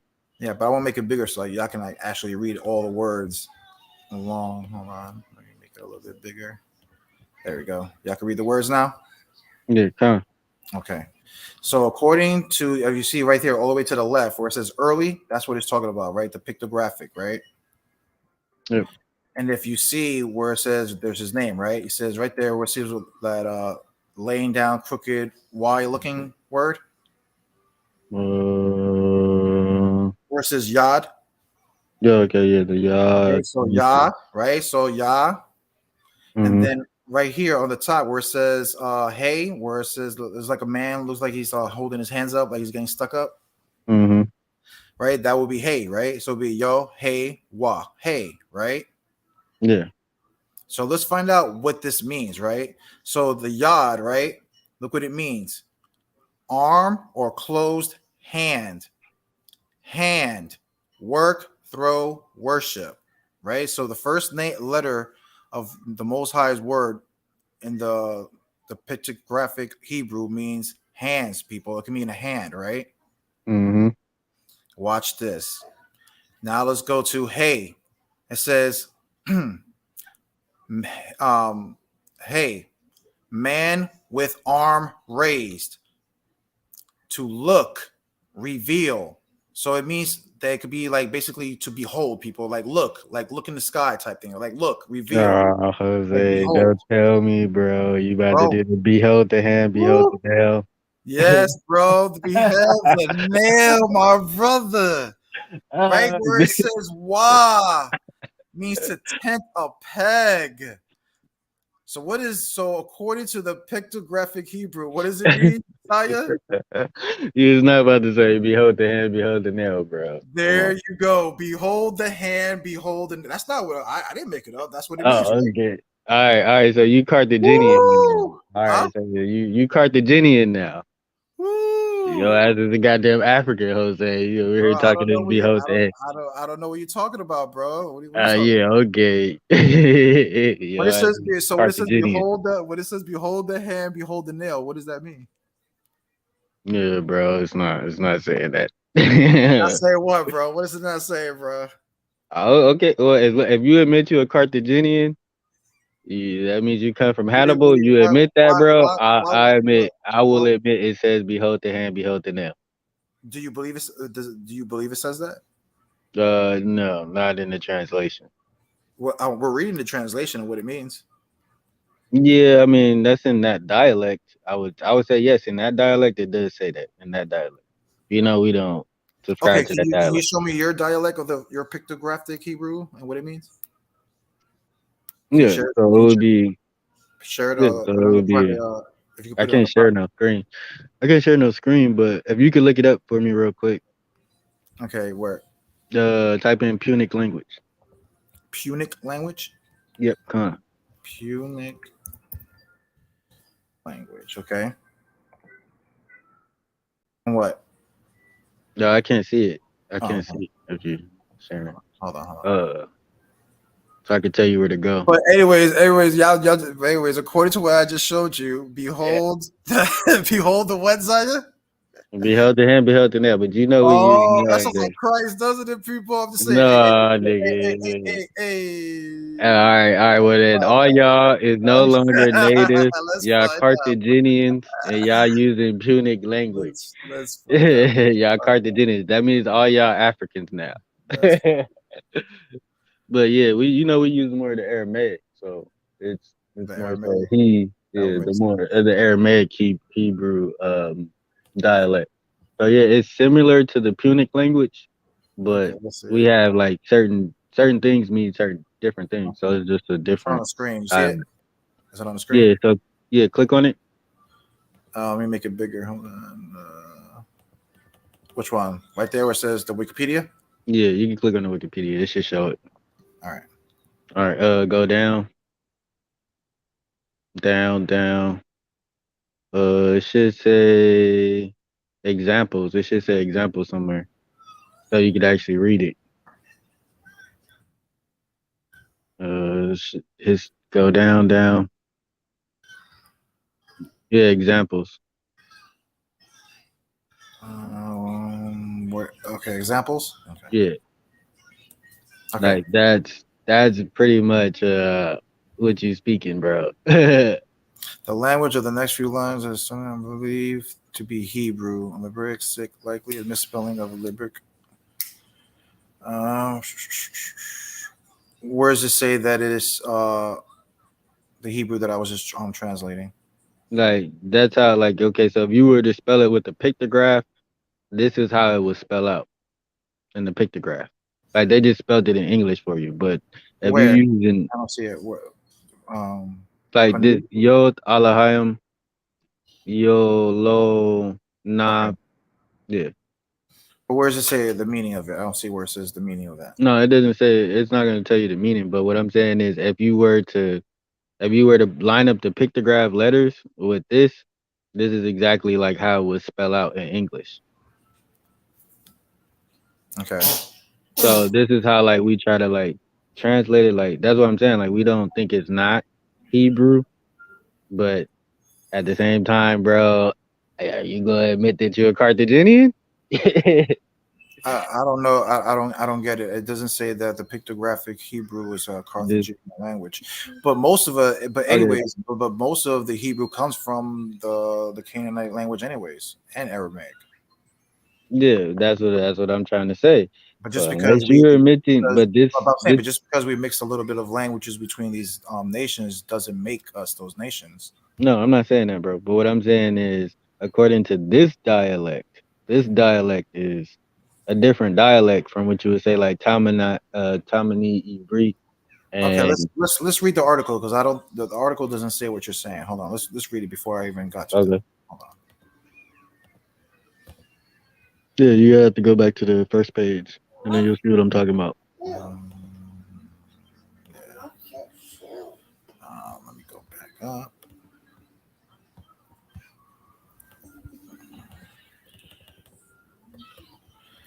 All right.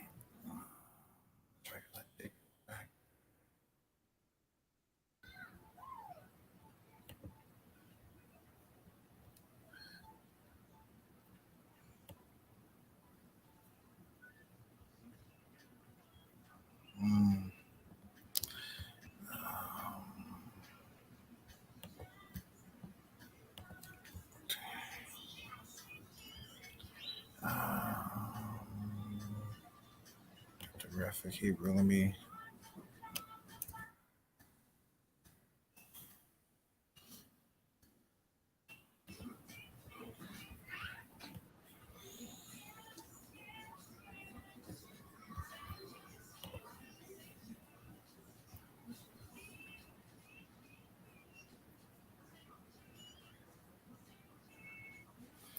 All right. I guess it's not on this page. Let me get another one.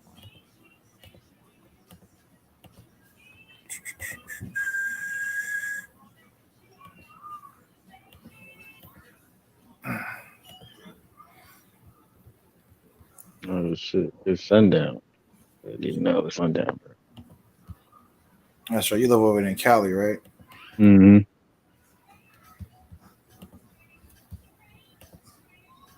Let me make it bigger for everybody to read. Everybody can see it. Yeah, come on. All right, make it even bigger. Um, it says, like other ancient writing systems, the Hebrew alphabet originally was written using a pictographic script.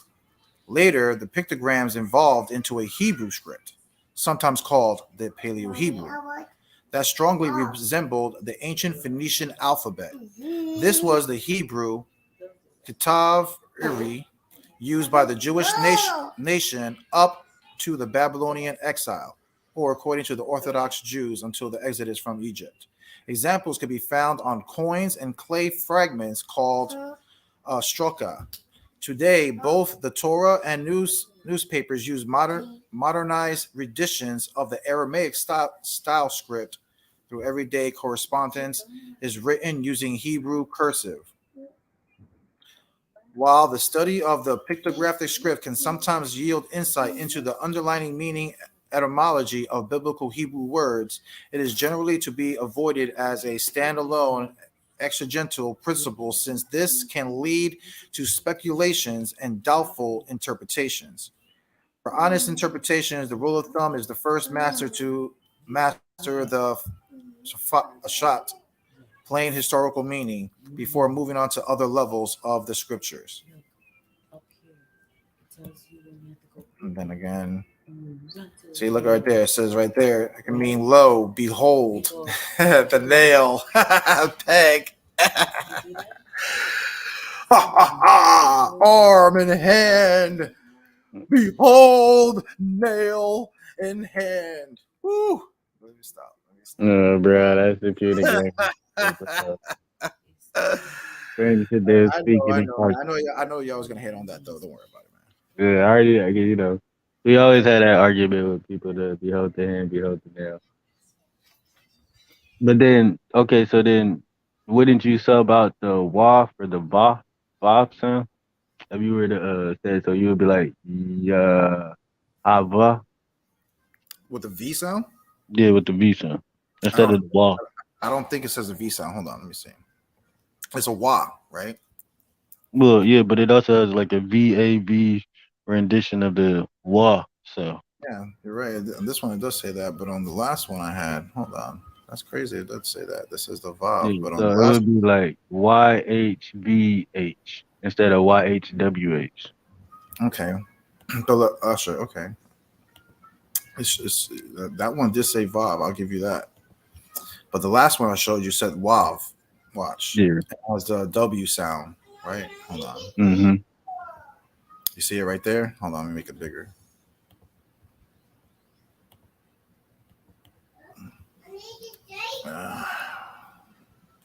You see it? It says wa. Mm-hmm.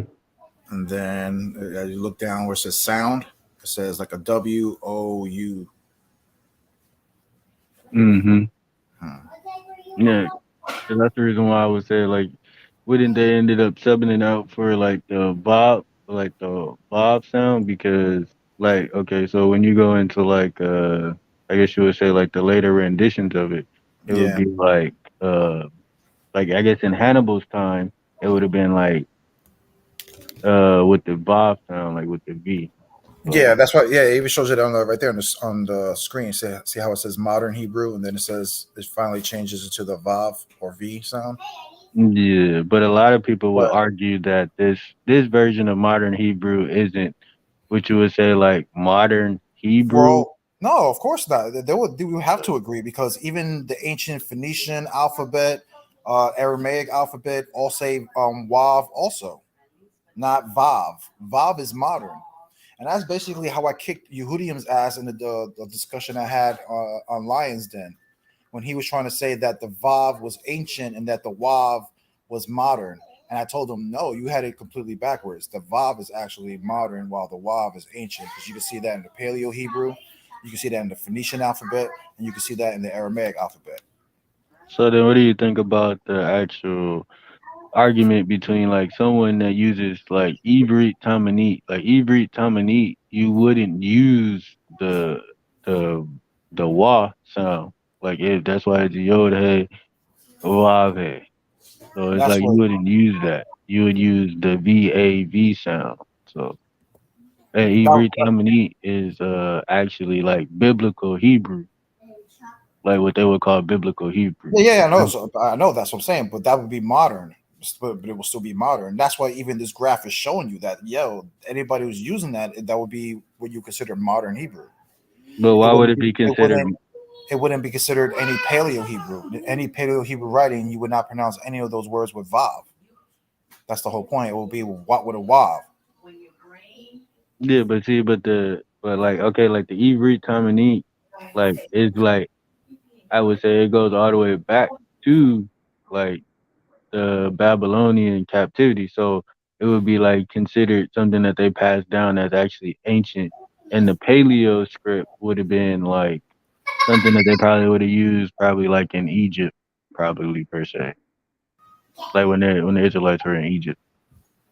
Like, because even when you make the argument, they say like the Paleo Hebrew is like it's not even a real language. So, which you know, I would disagree. But let me share the screen. Hold on.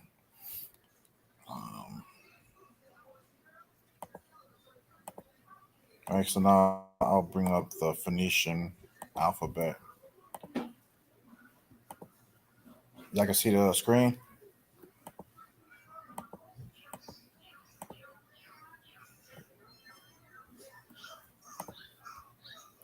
Come on there. What just happened?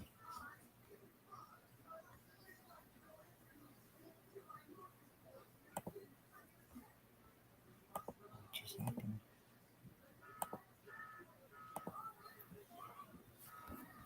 I probably want to. You see it, Isaiah? yeah, that's it. And there you go. They say the WA, WAW. That's what I'm Hmm. saying. So when you people make that, when people have to understand, when you make that linguistic argument, just take people to their ancient languages and their alphabet systems. You know what I'm saying? And you'll see that it was always a wa, not a vav. You see what I'm saying? And Hmm. that's in all the ancient languages. You could do that with the Aramaic. You look up the Aramaic alphabet, ancient Arabic, and it all say the same thing. Wav, wav, wav, wav, and even our Paleo Hebrew, wav. You know what I'm saying? Yeah, but, you That's know, how I would use. That's how I would defeat anybody who try to say that it was a vav. You know what I'm saying? Instead of a wav argument, I could just show you. Just bring them back to the ancient languages and break it down for them. You know? yeah, but they say because we don't have particularly, I guess you would say like what is it like a particular script like that.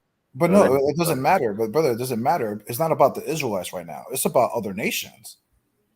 That's what I'm saying. Like we're talking about Phoenician language. If they want to deny Israel, these people want to be stiff necked and deny, Israel, people of Israel and the Phoenician language. I mean, Israel language. All right, fine. We can put that to the side, but don't act like it was like there was a vav. There was never in the ancient language in any of the ancient languages in the Levant area. That's the whole point. Because when you bring them to the Phoenician, Aramaic, Arabic, they have to acknowledge that argument.